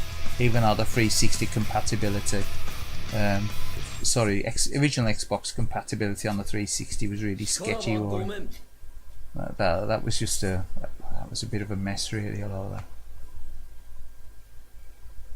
And so that Nintendo started it with the GameCube and the Wii, didn't they? And then they sort of soon forgot about that. And soon sort of went, oh no, you don't want that, you don't want to follow that. Oh, so you got Wii on the Wii U, haven't you? But it's only one gen back, innit? It's only one gen back. Whereas PS3 went weird, didn't it? It turned like from one gen back to two gen back, but not one gen back. Strange.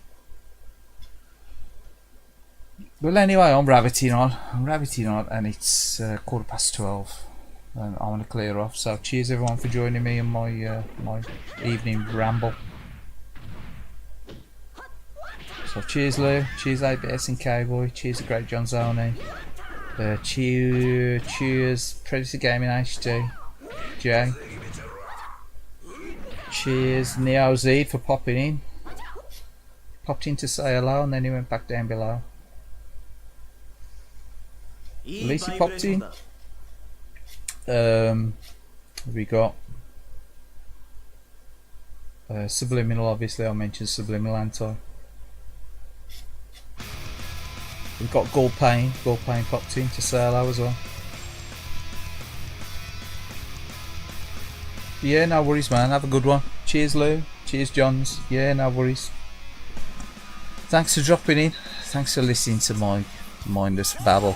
And again, and again, have a good week. And again, if you like collecting games, collect games. If you like playing games, play games. Do what you want with them. Have a good one. Adios amigos. Just enjoy yourself. Catch you again next week, probably Tuesday. Adios.